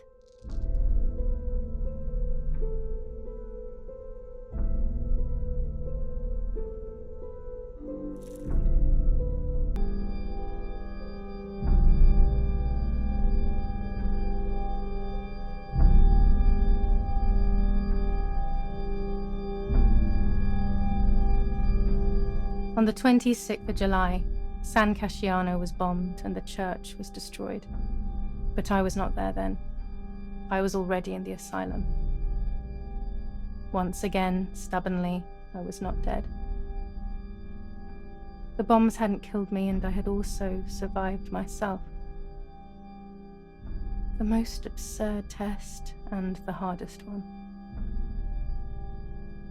The war ended some time ago now, both out there and inside of me. I was on the wrong side of the gate, but now I can turn the page. Life is opening its doors again, isn't it? If I hadn't been so lucky to survive myself, I would have thrown everything away. We think that danger is all around us, ready to attack. But the most devious and misleading dangers are the ones that are inside of us. They grow without us realizing. They make us suffer, remain confused, and remove our self-respect. I would have wanted to ask for help, but I was alone. This is my story. Thank you for being here, for listening to me. Now I'm ready to leave. How long will it take to get home?